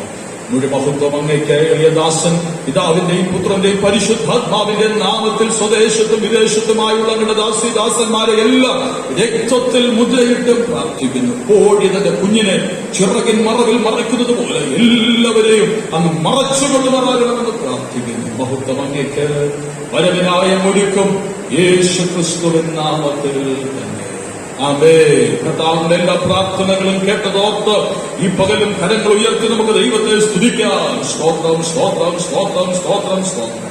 ആശീർവാദത്തോടെ നമുക്ക് പിരിയാം. പിതാവായ ദൈവത്തിന്റെ സ്നേഹവും പുത്രനായ യേശു ക്രിസ്തുവിന്റെ കൃപയും പരിശുദ്ധാത്മാവിന്റെ കൂട്ടായ്മയും സഹവാസവും ഇന്ന് പകലും നാം ഓർത്ത് പ്രാർത്ഥിച്ച എല്ലാ വിഷയങ്ങളോടും സ്വദേശത്തും വിദേശത്തുമായി ദിവസഭയിൽ ചിലരെ പാർക്കുന്ന എല്ലാ കുടുംബങ്ങളോടും നാം ഏവരോടും ഇപ്പോഴും എപ്പോഴും കർത്താവിന്റെ രണ്ടാമത്തെ മേഘ പ്രത്യക്ഷത വരെ ഉണ്ടായിരിക്കുമാറാകട്ടെ.